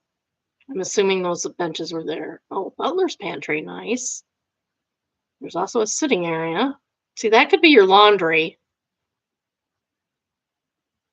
Wait, well, there is a laundry room over here. So why do you have a laundry in this room? Oh, oh, that's really weird. No, take out something and put proper laundry in there, or put the laundry in the mudroom. For Pete's sake. Nice porch. There's a back porch. There's a nice deck. They didn't show. Okay, upstairs. 2 bedrooms. Why is this bedroom bigger than the primary bedroom? Has its own bath. It's another bedroom. 2, 3, 4, 5, 6 bedrooms. It's also a sunroom, but they didn't even show us. 1, 2, 3 bathrooms. There's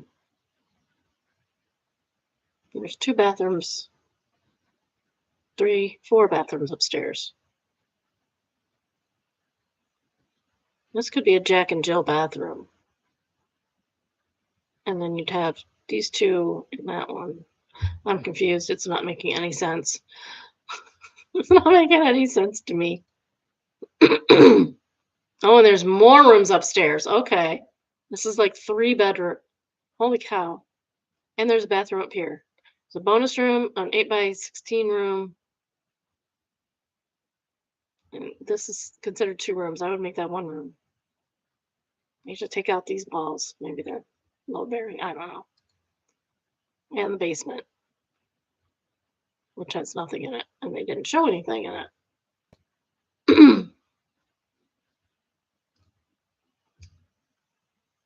All right. Back to the listing. 6 bedrooms, 6 baths. Built in 1914. It's on over 3.5 acres, which is nice. You could definitely pretend you don't have neighbors in that spot. Original Livingston Estate. 1940 Center Point. Panoramic valley views. Features 6 bedrooms, 6 full baths, and 1 half bath. But the 6 full baths are not in the bedrooms. They're not en suite, except in a couple of them. So I don't get why. Many original elements remain. There's a pool, 2 access roads. Cash only, not financeable. That's a blue. That's a red flag. Features a kitchen island, a linen closet, pantry, tile shower, walk-in closets, hardwood flooring. That's nice. Wood frame windows, not so nice because those will leak. Those will leak you some air unless they're done correctly. Partially finished basement. That's fireplace, yes. Fireplace, living room, primary bedroom. Insert in the living room, primary bedroom, and the wood, it's wood burning. Appliances include dishwasher, disposal range hood, and refrigerator, so not washer and dryer. Thank goodness, because you're going to have to do something with that. Constantly be doing wash because it's not big. There's an in-ground pool. Has views, mountain and panoramic valley views. It has that must have been a barn. It says it has animal stalls, a gazebo, poultry coop, and sheds. Why wasn't any of that shown? It is sold. Somebody took it. Property taxes are only $952 a year. What the wang? Only $952 for the taxes. That's crazy.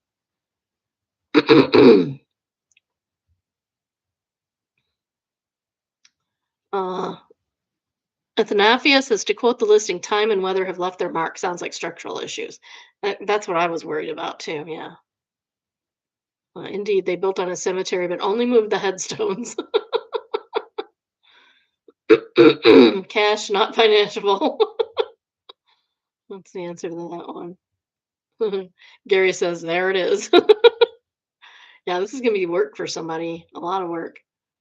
Rachel says, what's wrong with it? And Pickle Your Thoughts says, per the listing, cash only, no financing because time and weather has left its mark.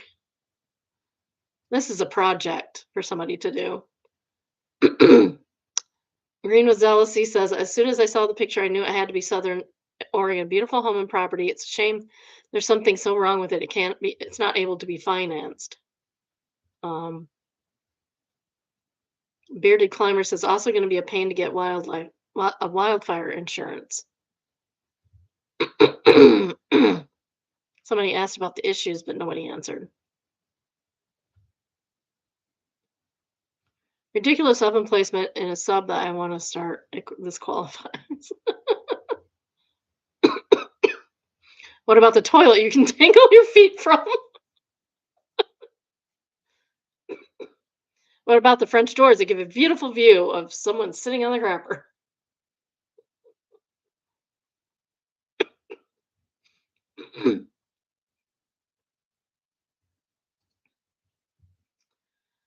Signs of the story. This sign might save your life. It says 171 persons have drowned in this lake wearing jackets. 171 persons have drowned in this lake wearing life jackets, 3 not wearing life jackets.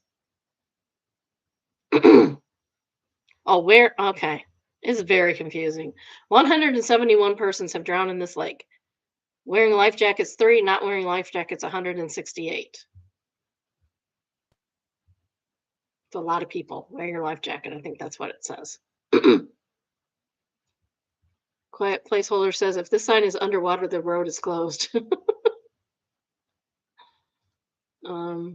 Deleted says with numbers like that, I don't think I'd be going in that lake. It must be a GD Bermuda Triangle with those numbers. The Lake of the Ozarks. Devil's Lettuce says, why is this lake so dangerous? Also, drowning while wearing a life jacket is crazy. Does the lake have whirlpools or something? Edit, I was so curious, I Googled the sign. Apparently, the lake has submerged trees that snare swimmers, and it's connected to a dam that can run strong currents. That sounds terrifying. Next, we have confession, and it is entitled, I call random shops and department stores in New York City just to hear their accents. Oh, that's sweet. As the title said, I'm from a poor southern state. I will never visit anywhere cool or glamorous due to poverty. Oh, that's sad. You can come join us. So to enjoy a life of exotic experience, I randomly dial up stores around the 5 boroughs. I love speaking to exotic people and hearing their accents. It's like traveling the world from my home. From a telephone, you can visit just about anywhere in the world. My next stop, Boston. Hope to talk to you all soon. Sorry, I'm lying when I ask if you carry this or that. I have no agenda other than to meet you and have a brief, pleasant conversation. I am very lonely. Objective review. You should come and join us. If you're that lonely, come join us. Come join us. Have some fun here. And we want lonely people here. We want to give them a place to go to conversate. I think I might save this one and PM him actually. Cannot say this on main says it's so endearing to me. And everybody likes it. Trash Can Romance says my grandma can yak for hours. If you like Midwest accents, call her, please. Acceptable guess says I bet she's adorable. Glamour Whitmansey says you already know she's got the best random stories too.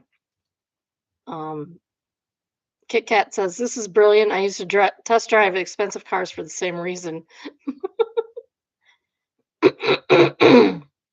That sounds fun. I would like test driving random cars. That would be fun. Yeah, get back. Okay, there. Um, Interesting AF, the paradox of vaccine success. We forget the horror because we no longer see it. I have opinions on this, let me tell you. Warning, I'm going to show you a picture. Um, I'll show it briefly, so turn away, but it is rather disturbing. I believe this might be smallpox, but I'm not sure.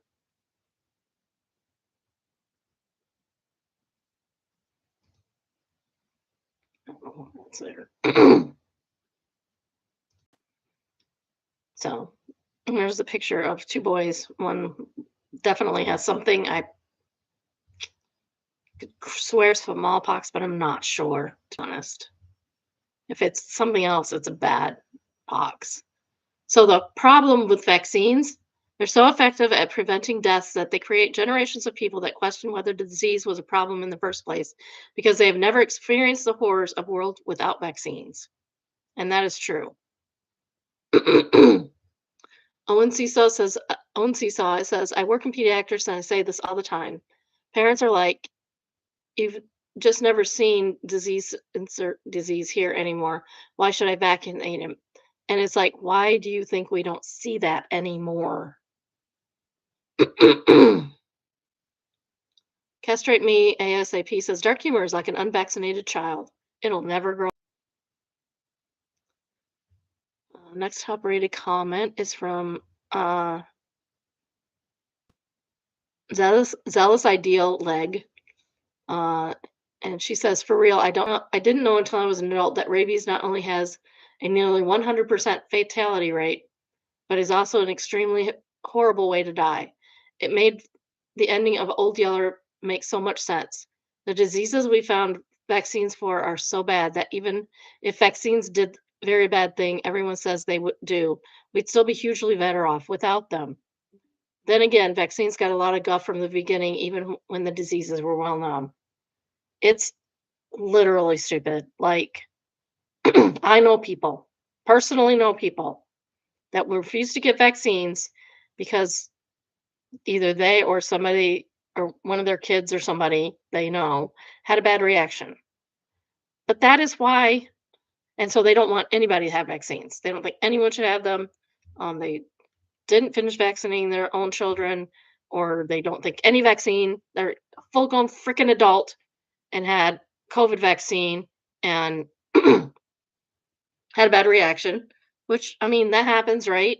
It happens. That's why we have a registry and everything.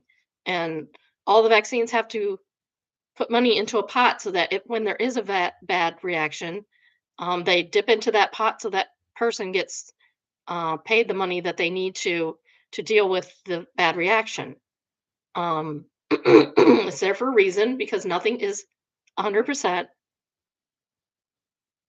safe. Nothing in life is 100% safe. You can die from drinking too much freaking water. You can die from drinking too much milk even faster. Like nothing is safe. Um, but these people don't think that no one needs to vaccine because they had a bad reaction or someone close to them had a bad reaction. Like that's why everyone has to get vaccines so that those people who obviously cannot handle this vaccine and shouldn't be vaccinated anymore don't get sick from the same disease that you're vaccinating them against. Like, how is this such a hard concept for people to grasp? I do not understand. Sorry, I'm ranting now, but it makes me so mad. Makes me so mad. And then they lie about it to make it seem even worse. It drives me insane.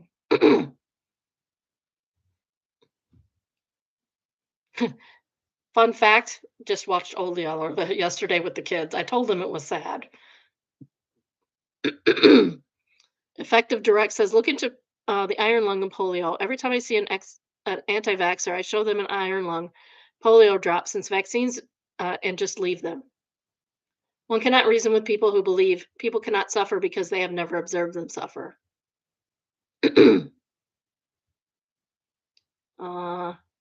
They're welcome to say that, but hygiene is um, Zealous ideal answers again. Right, even better example. But they don't just respond with something like cases. But don't they just respond with something like cases drop due to hygiene, not vaccine? Effective Direct says they're welcome to say that, but hygiene isn't a one day thing, it's a spectrum. We realize something is harmful, we stop doing it, and that knowledge gradually spreads. It's not like one day we woke up and said, yo, soap. So, if that is their argument, they need to explain the global drop within a few years directly correlated with vaccines. And this is the reported polio cases in the United States.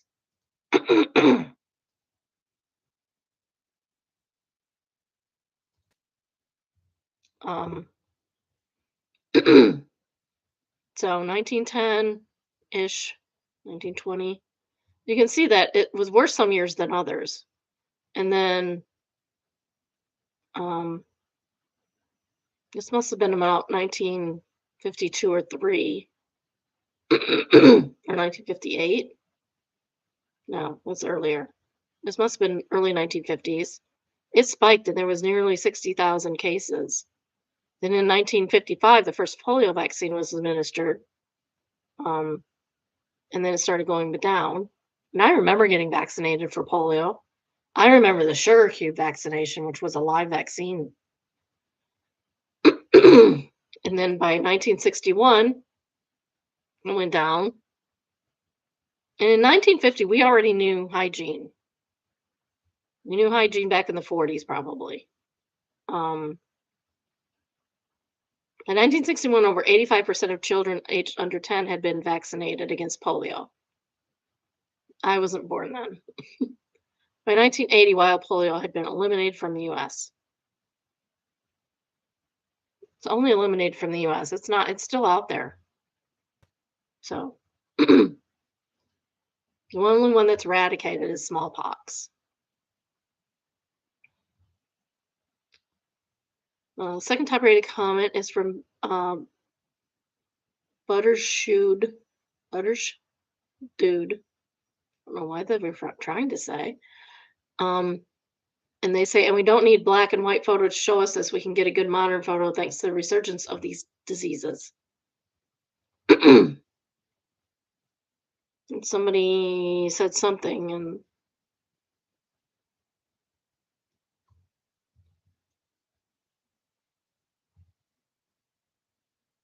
Paul Alexander is a polio survivor. I don't know.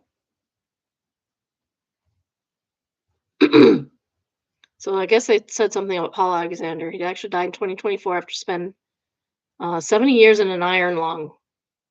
70 years in an iron lung.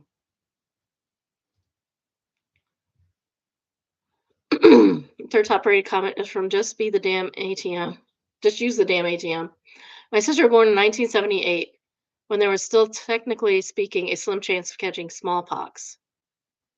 No, there wasn't. No, there was not. We stopped. Oh, 14 years later, I was born in a world where smallpox had been eradicated for more than a decade. That's always stuck with me, the idea that two siblings from the same family were born into completely different periods. um, I don't think in 78 you could get polio. Smallpox. I think that stopped in, like, if there was a slim chance, they would still be doing that into the 80s, and they were not.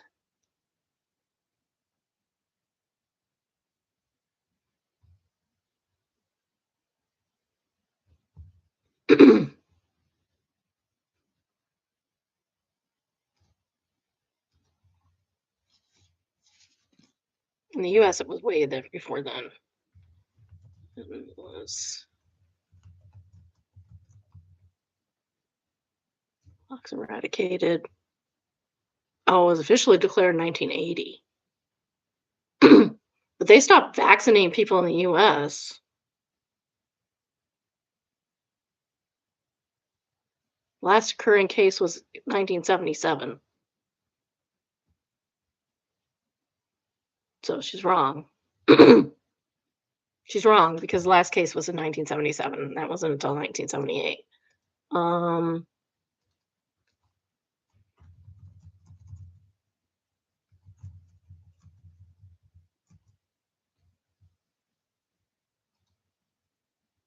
And they stopped vaccinating in the US in 1972, which I knew because I got one, but neither of my sisters are vaccinated against it. And you got it right before you went to school, to when you were about 4 or 5 years old. Next, we have Am I the A-hole? And it is entitled AITA for refusing to eat my wife's spaghetti after I found out what she put in it. Last night, my wife made spaghetti and it smelled amazing. She said she tried something new and wanted me to just eat it before asking questions. I had a few bites and tasted kind of off, but not terrible, just terribly sweet and earthy. I asked what she changed, and she told me she blended leftover spaghetti from 6 days ago and mixed it into the sauce to thicken it. Oh no, you should not be eating that. I immediately stopped eating. I know it's technically the same ingredients, but the idea of blended old noodles mixed into fresh sauce made me feel sick.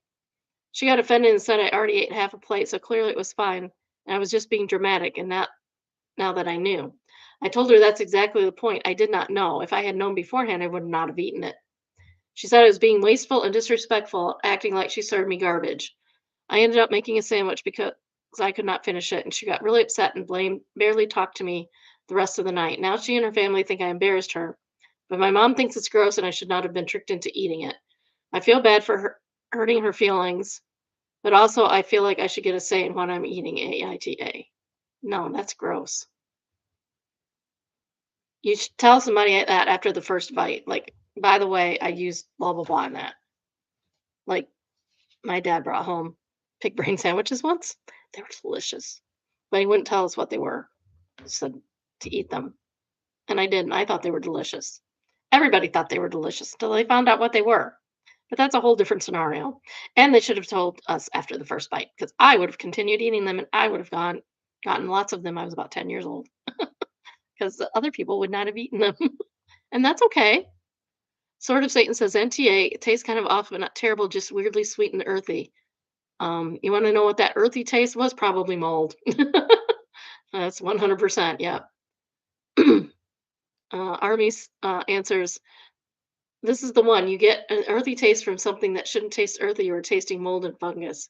I don't know if you were acting like she served you garbage, but if it tasted earthy due to unseen mold, she was serving you garbage. You weren't being wasteful. Mold food goes in the compost or the garage or the garbage. What does a plate of spaghetti and sauce cost ingredients? $2 ish, so wasteful. Leftover spaghetti and sauce is generally safe to eat for 3 to 5 days and then stored in an airtight container in the refrigerator. For the best quality and safety, especially with meat sauce, it is recommended to consume within 3 to 4 days. Also, not the A. You didn't embarrass her, you stopped eating. You did you go and tell her family to garner ridicule? No, she told her family. If she's embarrassed, it's because she has embarrassed herself, not that you did that. Fiery Doxy said, a few months ago, I ate a bagel, and a couple hours later, I made one for my son. I had just bought them 2 days prior. When I opened the bag and pulled one out, there was tiny specks of mold. I pulled another, even more mold. At 2 a.m., it hit me. 1 minute, I was fine. The next, I was puking my guts out. It was so forceful, I almost passed out. My husband called the ambulance around 4 a.m. My connection is unstable. Okay. So anyway, I opened them today and they're all moldy. Like I've never had bagels go moldy before, ever. And like every one of them was nasty. I had to throw them away and I wanted a bagel really bad this morning. But it's a good thing I didn't because I needed to eat the avocados. Did your oh, went to make one. So her son never got one, thank goodness. Um Rune River says, I'm not sure I could ever eat a bagel like that again if it happened to me. Dude, the way I did not eat Italian food in high school is for like 4 years. Yeah. My son is just now, I accidentally gave him a moldy bun for sloppy joes, and it took him forever to get up to eat a sloppy joe again. So yeah, if it's that bad, and he just took a bite.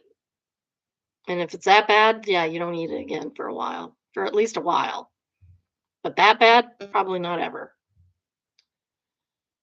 Next is from Overheard, and it is entitled Necklace. Overheard my Uber driver talking to his wife on the phone on a loudspeaker. He did ask if it was okay if he answered the call because it seemed urgent. Driver, baby, I'm with a client. Please be quick. Wife, like you were last night. Pew, pew, pew. Driver, oh my goodness. Wife, the school called your son was caught wearing a necklace made out of condoms. Driver, why is he always my son when he's in trouble? Wife, is that what you stood out to you from what I just said? Driver, condom necklace. Got it. I can be at the school in 45 minutes. Wife, thanks, bye. Thanks, I love you, bye. Driver, love you, bye. Main suspect says the fact that they still ended with love you like it was a normal conversation makes it awesome. Just another day in their household, apparently.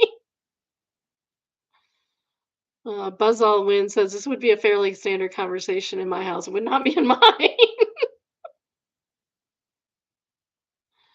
Our chef's child says your child also enjoys wearing latex glasses. The traditional ad says, and just what is a condom necklace? It's a bunch of open condoms tied together, made into a necklace, or the square little package strung together. I would love to know what it looked like, and I hope someone at least acknowledged the creativity. Second top rated comment is from Honey Muser, and this is like you were last night, pew pew pew, and it's insane opening line, and I'm crying. Optimal ad says, I love this brief, effective, constructive teamwork. And Bravest Blossom answers, marriage communication goals. If you can't joke about it, it might not be a successful marriage. Next, we have True Off My Chest, and it is entitled, It Turns Out I Should Have Been Worried About the Friend of My Fiance That Everyone Told Me Not to Worry About. Content warning, violence, and death. So be warned, this may not be for you. This is hard for me to write. The man I thought was the love of my life has decided to be someone else instead. They grew up together, their families are close. When I first met him, I was wary of how close they are, but he, along with everyone else who knows them, assured me there was nothing between them. They are like brother and sister, and I was stupid enough to believe it. Last week, I was assaulted at my job. One of my eyes is swollen shut, and it hurts like heck.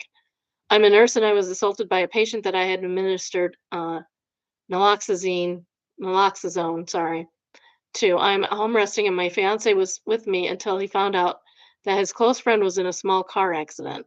A van backed into her car in a parking lot. She was not even inside, but my fiance lost it when he found out. He left our flat to go be with her, even though she was with her boyfriend. Okay, this guy is not to be trusted. Why would you go? Oh my goodness, I am so mad. She wasn't hurt, but my fiance said he thought she was and made him realize that he loves her and can't lose her. He told me he confessed his love to her, and she says she feels the same, and it broke something inside of me. I don't even know why I'm writing this. It won't bring him back.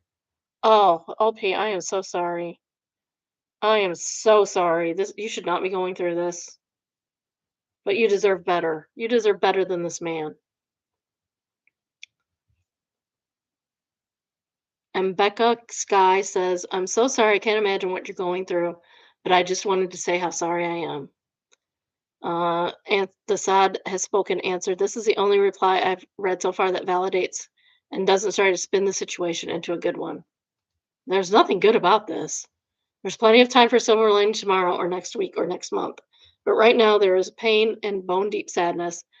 And Jesus weighing is that an awful feeling. Lo siento, OP, I feel for you. I'm sorry. And the original commenter says, sometimes all we can do is just sit with another person's pain so that they might feel less alone. Exactly. I'm right here. I'm right. You're wrong. Says as tough as this is, the realization better coming now than after marriage. I mean, that's true, but still, still, it's really sad. Ayo mom said, we're living parallel right now. We moved in with her 2 weeks ago, and now I have to send my daughter there when she wants to see her dad. We can scream into the void if you'd like to. And the bastard didn't have the guts to tell me anything at all until he already moved all his things and had many conversations about me and his daughter coming over. Had spent months telling me all the time that he wasn't doing exactly what he did. Hate is quite literally all I feel.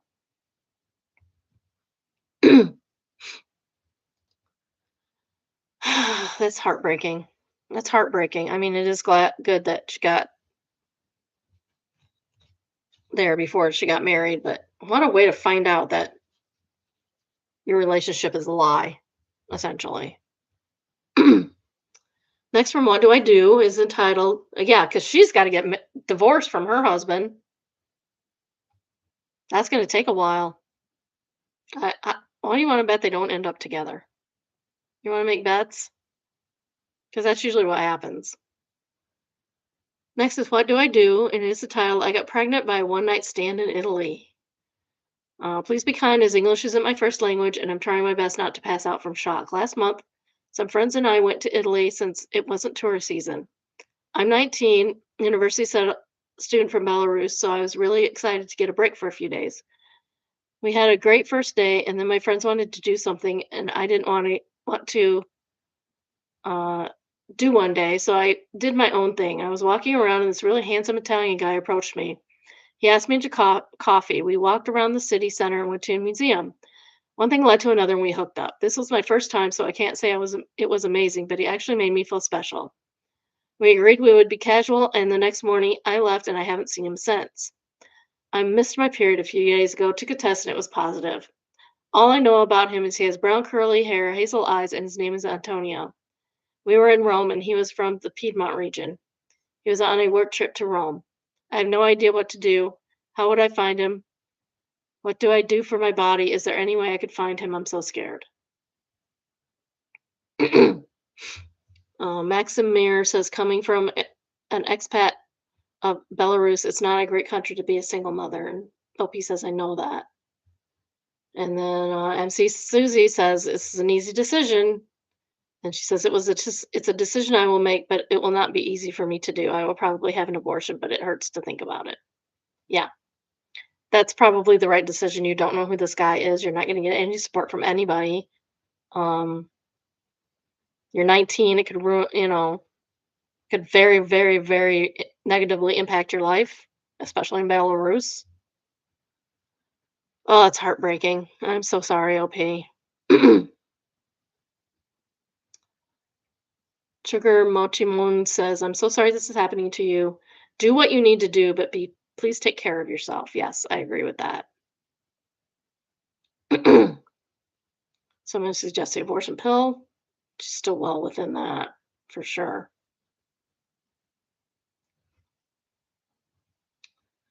Loving couple answers, one of the most kind and gentle women I've ever had the blessing to call a friend told me a couple of years ago that she had just had an abortion. It's something that happens that no one would ever plan to have. I told my friend that I support her decision and that she had nothing to be ashamed of. I would say the same to you. You are too young to be burdened by this accident. If you should, if you can, you should right away. Do it in the safest way possible. It's only been a month. Exactly.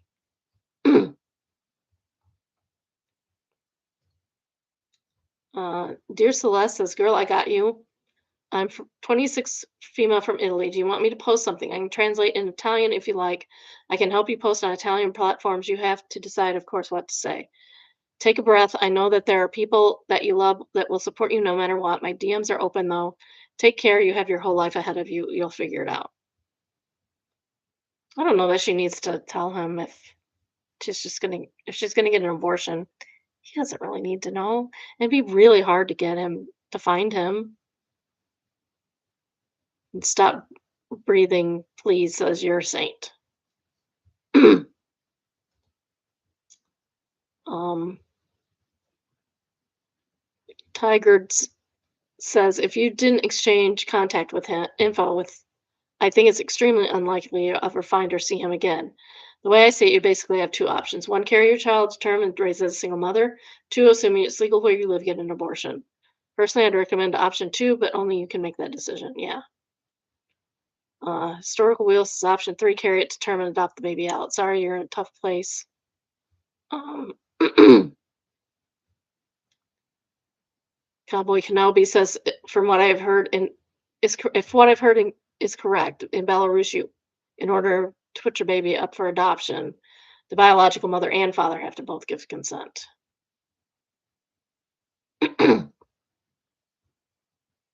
This question is asked on our adoption, abortion or adoption. The overwhelming answer from adoptees is to abort. Yeah. Next, we have entitled parents, and it is entitled, My Dad Sabotaged Every Relationship I Had Until I Figured Out Why He Was Doing It. This is going to sound crazy, but hear me out. My dad, 58 male, has been the most controlling parent my entire life. When I, 26 male, turned 18, he didn't stop treating me like a child. He should have stopped treating you like a child before you turned 18. It's like you have to prepare people for life. Every girlfriend I had, he would find reason to hate. He'd show up unannounced at my apartment, interrogate my girlfriends like they were criminals, tell me they were using me, and that they didn't deserve me, and that I could do better. That is crazy. That is crazy pants crazy. When I was 22, I dated Sarah for 2 years. My dad literally called her parents and told them she was manipulating me. She broke up with me because it was too embarrassing and complicated. I don't blame her. I had 3 other relationships, and after that, my dad managed to sabotage every single one of them through some combination of guilt trips, appearing at inconvenient moments, or straight up telling my girlfriends I was unstable. I was furious with him, but also kind of accepted it as just how things were going to be. Last year, I met Elena, and I decided I wasn't going to tell him about her.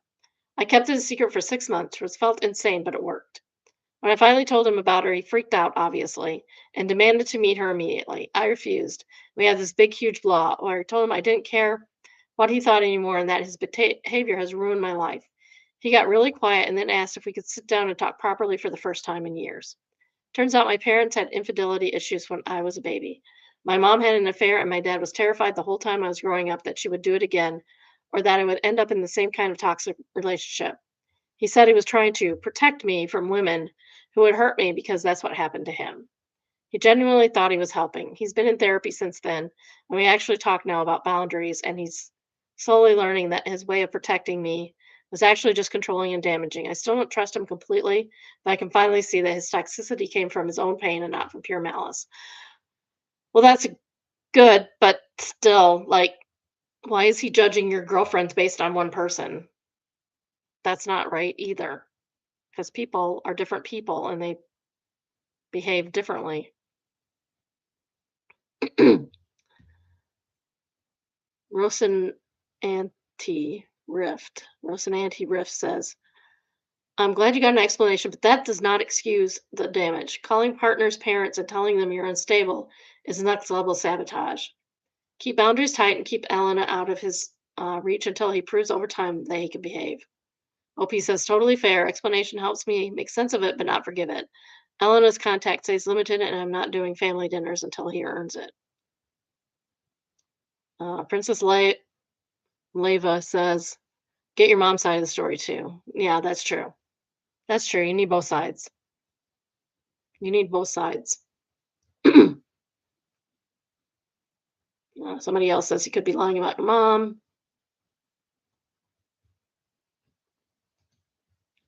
Phoenix says your dad isn't doing it to protect you. He's doing it because he has abandonment issues and correlates you being in a relationship with you leaving him for a different life too. It's okay to see his reactions are selfish, even if he's had a hard life. Not every current action can be justified by past events. The only way to salvage some kind of relationship is clear boundaries, not excusing him. Your dad's behavior is ultimately your problem, um, but it needs to be clear that you and your partner are on the same team. Be honest with your partner that your dad is crazy and your partner's great, and be your partner's greatest cheerleader, even if that means kicking your father out. Yeah. The third top-rated comment is from Swoondy Booty. I don't think it makes a difference at all. He only came clean when he couldn't keep harassing you without losing control. Um, Crusty Bastard said blaming a woman for your own bad behavior is not coming clean. Yeah, and then there's a really long reply to that I'm not reading today. Sorry. Next, we have Oh No Consequences, and it's entitled, I cannot believe my mother in law expects me to uphold our end of the agreement we bullied her into.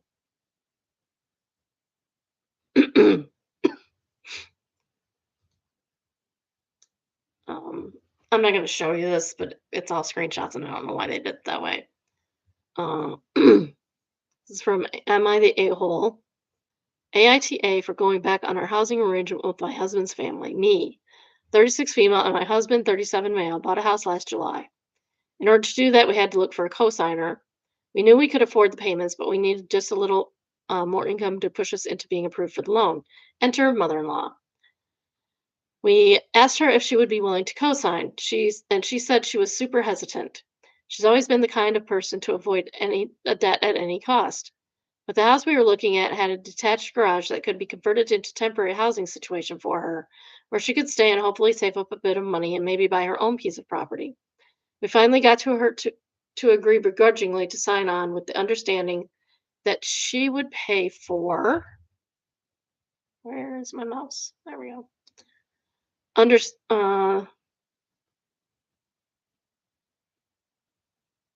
she would pay for the conversion and be paid back for it in the form of rent savings when she moved in. She would not contribute to the down payment or closing costs and would be staying in the unit at $700 a month, a steal here in Washington. We signed the papers, got the house, and immediately started plans to clear out and getting to the conversion. Now my mother-in-law isn't helpful. She can't build. She can't do anything to help with the build, only provide funds. This is crazy pants. Like you're going to benefit from this in the end because you're going to be renting this out for forever on her dime, basically. My husband has a physical job already, and she was counting on him to do it all, to do all the labor and get the conversion done. Of course she was. She can't do it. Where are you, ma'am? Where are you in this scenario? Things were found prep, in course of getting the unit prep that made us realize this may be out of our depth. No kidding. You're basically building a house, okay?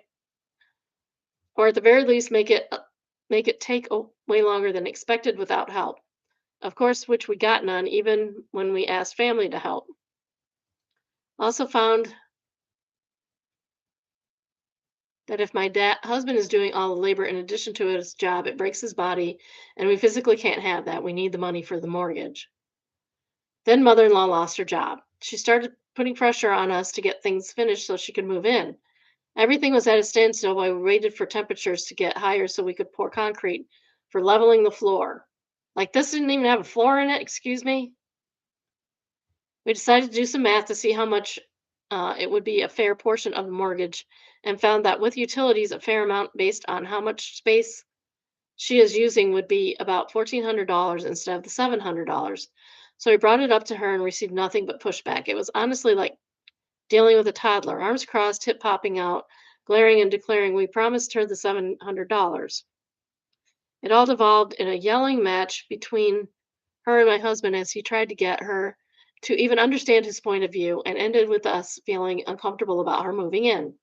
My brother in law is trying to help the situation by helping my mother in law see to her options, but there's still zero communication from her to us directly, and communication has been a major problem from the start.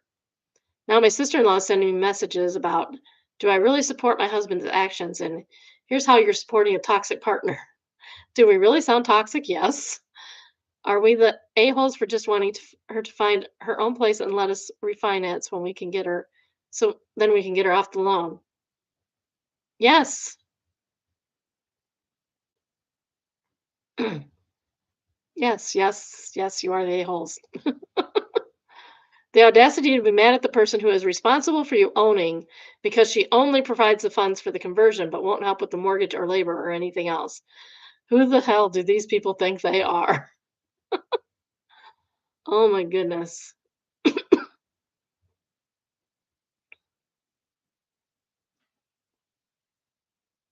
Senorita Stuff and Stuff says, dirty delete. Too many people brought up elder abuse and the roach ran. Hopefully, the in laws start putting up the financial barriers hard and fast before OOP sees a shiny car or something. Yeah, no kidding. OP says, had a feeling she would. That's why I grabbed the screenshots quickly. I got her comments too. Oh, good.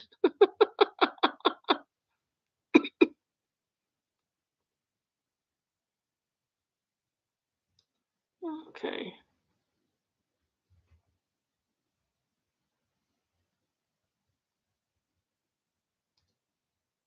Um, Appalachian Witch says, my nephew did something very similar to my nephew. To my sister, I hope he rots in hell. Kate says, original post already deleted, and OP says, I don't even think she made it an hour. Where was it originally posted? Yeah, I'm an a-hole. Okay. Um, this is from Mildly Infuriating, and it is entitled, This Guy Just Told Me He's Married. 2 hours into our date, yes, I walked out. I took the bottle of wine with me. Um, Nip slipping and, oh, no. Uh, Slipping and sipping says, dude's dressed like he's expecting his wife to be at the same place. He had a hat on. Uh, and I forgot a hat on indoors at a restaurant, a nice restaurant. Um, Turboive says, I went on this date once. She messaged me first, said she was single. I pick her up and she reveals she's recently divorced.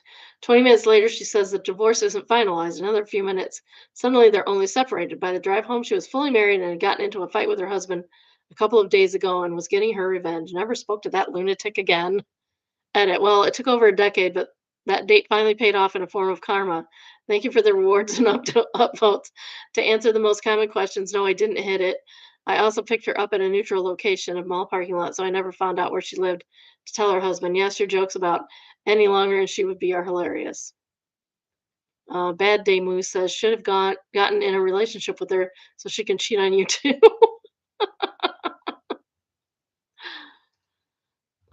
Next, we have Am I Overreacting, and it is entitled, Am I Overreacting for Dropping Him After He Told Me I Needed to Make More Friends? I've been in a relationship with this guy, and one of his biggest critiques of me has been my small social circle. A lot of my friends have moved. I do have some activities that I have, and I have a great job, but usually I don't have weekend plans. I have amazing friends and people I talk to daily, but I don't have plans every single weekend, especially since my friends moved. I had a lot of friends in college when I was going out every weekend, but I don't want to do that. Back when I was had a nice boyfriend, we planned stuff every weekend and it never felt unhealthy. I also have a brunch with my family every Sunday, but I guess that's not cool. Allie says, copy comment says, I'd love to know how much time passed between uh-huh and there was text messages. I'm not reading them. Seems like he wanted to make you feel bad enough about yourself never to request to hang out with him, but still be there for when he wants to hang out. I imagine he's a bit of shock and denial that you actually walked away, and I love that for you. NOR at all. Stay silent. Please never speak to him again. He will keep trying to reach out. Teach him a lesson. Teach him a lesson. Grand relative answers exactly if she has lots of plans and never prioritized him. Wasn't able to hang out at precisely the frequency that suited him, then he'd also be complaining. Lots of men expect women to sort of orbit around them, their career, their life plans when things get serious. If if their boyfriend, girlfriend, and he doesn't want to get together every weekend, he's probably got an avoidant attachment style, or he's got something on the side going on with somebody else. And that's one reason he finds it stressful that her social circle is so small. But no, he chooses women with smaller social circles, so he likes people who have a lot of availability for him. Exactly. Server life. Oh no, Toast, what are you going to do? What are you doing? It's been 5 days. Let them buy a beer. It says, MasterCard ending with was used to make a payment 123 hours ago. Do you want to take a new payment with this card? That's weird. Really weird. I was there all day. This person hadn't been there earlier or purchased anything all day. Why is the system concerned about people being there more than once a week? Why are we shaming our regulars?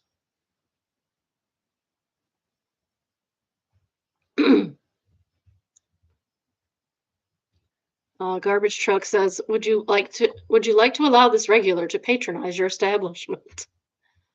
Kombucha privilege says, is somebody not hitting end shift or whatever closes out the day? Beat Bubblegum says, I have a manager that has been clocked in for something like 250-ish days and drives me nuts. He's salaried, but his face still pops up on my login all the time. Third top rated or second top, no, that's third. Third top rated comment from Turquoise Amethyst. She says, I don't get paid till next week. Just leave my tab open. I get a couple of beers. Sarcasm. Best of Redditor updates. My 26 male girlfriend, 24 female, openly does not agree with my mom's 62 female choices, and I'm reasonable to break up with her over this. It depends on what the choices are. What is your mom doing that this woman disapproves of? And yes, she's allowed to disapprove.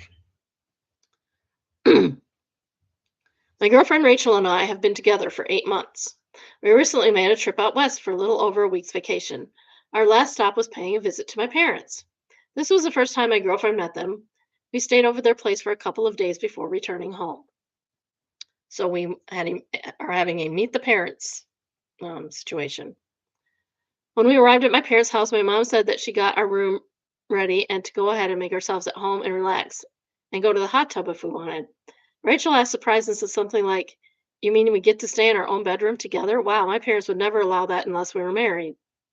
Well, your parents are stupid.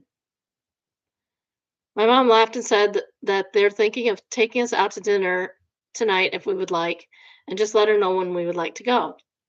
We did our own thing for a few hours, fooled around like sneaky teenagers too. It felt good being back home with Rachel. We all drove together to the restaurant and chatted about what we did on vacation and reminisced about the neighborhood. At dinner, Rachel started talking about marriage and kids and said something like, I want to have kids before I hit 30. It doesn't matter. How old is she? 24. Okay, you got 6 freaking years, girl. Calm down. It doesn't matter for guys, though, but we women can't procrastinate. I didn't have a baby until I was 30, so shut up. It was a little awkward, and I wasn't sure if Rachel was just nervous or didn't realize my parents had me when they were older or just didn't care. My parents didn't say much, but I know they weren't particularly impressed by Rachel. Who would be? I wouldn't be impressed by Rachel. Rachel's weird. We got back to our own home for the night. I asked Rachel why she brought that up, and she said she didn't know that my mom had me older. She said she knew that she doesn't agree with my mom's priorities and that my parents are too liberal. Whoa. That's a weird thing to complain about. The next night, we returned back to the other coast. I love my parents and my mom is amazing. I like Rachel's frankness, I always found it refreshing. But she came across as tactless to me. I'm kind of bugged by Rachel's behavior. It's weird, but I feel like her not respecting my mom means she does not respect me. I think this is grounds for breaking up, but I'm not sure if I'm being irrational. Any thoughts or any advice or thoughts? Well, yeah, when I first visited my husband's parents and they let us sleep in the same room together, I was fine with it. Don't let me get wrong, but that would never happen to my parents' house ever, ever, ever, ever. But he has 5 older siblings, 6 older siblings. No, he has 5 older siblings. They were used to it. They were used to it by then. They weren't judgy, and we were in college. We were adults. They know that. Top comments from deleted. OMG, why are we allowed to stay in a room together? Fools around with you in parents' room, sleeps in the same room with you. Geez, OP, your parents are just too liberal. Honestly, where does this girl get off? I'm kidding. You took advantage of it, though, didn't you, Rachel? D. Colt said, my parents didn't say much, but I know they weren't particularly impressed by Rachel. And he says, I'm reasonably close to your parents in age, and I'm not particularly impressed either. She said she knew that she doesn't agree with my mom's priorities and that my parents are too liberal. Condemning another person's priorities from which one directly benefits, in this case, getting to sleep in the same room with you, is pretty much the definition of hypocrisy. Also, I find this judgmental to the point of arrogance, and her biological clock shtick is outright disrespectful. If you stay with Rachel, it's only going to get worse. 100%. Update, August 3rd, 13th, the next day. This was from 2015, by the way. Thank you for all the comments. I was pretty surprised by the volume. I was trying to downplay my concerns about the incident at my parents' house. I met up with Rachel at her place before uh, maybe heading for dinner together. I let her know that I wanted to talk about, and she said about my mom during vacation. I'm just going to prove dialogue about what was exchanged to make it easier for me and hopefully less confusing me. I'm still trying to understand why you said what you said at dinner and why you are in such a disagreement with my mom. Rachel, it's so weird how good looking your dad is. He could have been a model when he was younger. Your mom is not anywhere near in the same league as your dad. What does that got to do with the price of tea in China? Oh my God. Me, I don't understand what you're talking about. Rachel, I think it's odd that they're together. It's creepy. I think you're creepy, Rachel. Me, my parents love each other. I don't get the problem you have. I think that you purposefully brought up having kids earlier than my mom to criticize her. Rachel, well, I don't like your mom. I don't have to like her. Well, yeah, you do. Because if you don't like my mom, we're not having a relationship, ma'am. The rest of the conversation was more pulling teeth. I'd already given thought about what happened last weekend, and I guess I'd share a chapter or two from my parents' book. I want to feel confident about my partner. Rachel gives me doubt, not comfort. A lot of comments mentioned that I may have been oblivious, and what I initially perceived as frankness was likely also always tactlessness. That I may not have noticed it was tactlessness because I was in agreement. I think these were factors, but I also didn't agree with Rachel on always on her opinion. I just didn't disagree either. I broke up with Rachel last night. Her parting words were, "A mama's boy is just plain ugly, and you're cursed with your mom's looks." Wow. Wow. Did you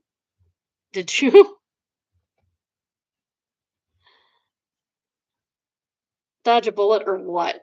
Did you dodge a bullet or what? Edit. So I rang my parents to let them know I broke up with Rachel. I spoke to my dad first, and he said, "You made a good decision. She was dumber than a box of hair." I love those guys' parents. They're great. I spoke with my mom and she asked why I ended it, and I told her she was too irrational and contradictory. She wasn't convinced that was the entire reason, so I told her everything, since she has pretty thick skin. She had a good laugh and said Rachel's just a mean girl and that she's glad it didn't take me longer than 8 months to work that one out. She also told my dad that he still got it. Decolt says her parting words were, "A mama's boy is just plain ugly, and you're cursed with your mom's looks." It so seldom happens in our life decisions are validated so immediately and unambiguously. Onward. Smiddit says that line is so much cringe, I can barely stand it. She's trying to insult him in verse. WTF. OOP says, "Hey, I thought so too. I actually have been laughing over it. I agree her last words were a favor to me. I won't be second guessing this breakup." She sent me a bunch of texts today saying she didn't mean anything and to give her another chance to explain. Absolutely not. You're not worthy. You're not worthy, Rachel. I'm tired of how contradictory she is, and I don't feel obligated to listen to another explanation. She's already crossed the line of no return. Yeah, you deserve some better. Your parents deserve a better daughter-in-law. So Mega Moose says that your parents are too cool and non-judgmental. That's a new one for me. Sharon Stone says, way too generous and warm. Hate them. Straight Budget says, your mom's got a hot husband she doesn't deserve, and you're clearly taking after her in the appeals department. Mitten says, your dad is too good looking for your mom, and it's creepy that they're together. Gets broken off with, well, you're ugly like your mom. There's a couple ways in which this is a cell phone. Well, yeah, that's true. Damp Blanket says she thinks it's creepy that a good-looking older man is with someone she considers not good-looking. I could maybe I could get maybe thinking he's out of her league as an inside thought, but how in the world would that be creepy? I don't say that crap out loud either way. Damn. La Kitten Whisper says, coupled with her comments about OOP's mom having OOP later in life and about women's biological clocks, I'm going to say that Rachel has a lot of internalized misogyny. That's probably true because she also said that her parents wouldn't let them sleep together. So that goes hand in hand with some internalized misogyny a lot of the time. She acts as though she's in competition with the OP's mom and feels the need, therefore, to tear her down in appearance and life choices. Buttercup Cake answers, Rachel is the biggest pick me of all. She really didn't like the idea that a woman she considered herself inferior to and considered inferior to herself could possibly pull a man she considered attractive, benefiting from the liberal police she criticized for being too liberal. I bet Rachel would be one of those unhinged psychos who gets an abortion and then tells the doctor performing it that they're evil and will go to hell. True Tangerine says, yep, never trust a gal who has to step on other women to feel secure. And the third top rated comment is from Eve Nairby. Says, how the heck did OOP put up with her for 8 months? Situation says, I think she was hot. Dr. Gregory Farts answers, my dad called her dumber than a box of hair. She was hot. Yeah, she just looked good. She was not good. She just looked good. Made me smile.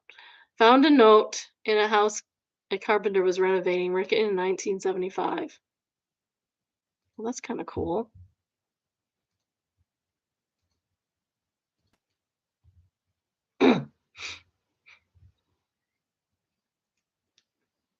So, note 9/29, 1975. 1975. I would have been a kid. Whoever finds this it's September 29th, sorry. 1975 today. My name is Stephanie Heron. I live here with my mother, my father, Ernest, Becky, and Valerie. Gerald Ford is president. Mrs. Lay is our neighbor. Mom is pregnant and the baby is due any day now. As far as we know, this house was made in 1872. We are remodeling the house. The Illinois Central Railroad is on the west side of the house. We have lived here for 8 years. My dad works for the Chicago Northwestern Railroad. Green Valley has about 650 people. I'm 14, Val is 16, and Becky is 12. I hope you have lots of happiness in this house, Steph. P.S. My mother's name is Rose Heron. She is a registered nurse. She works in the Hopedale Nursing Home. She was born in Nebraska, and she is a very good mother. Oh, that's sweet.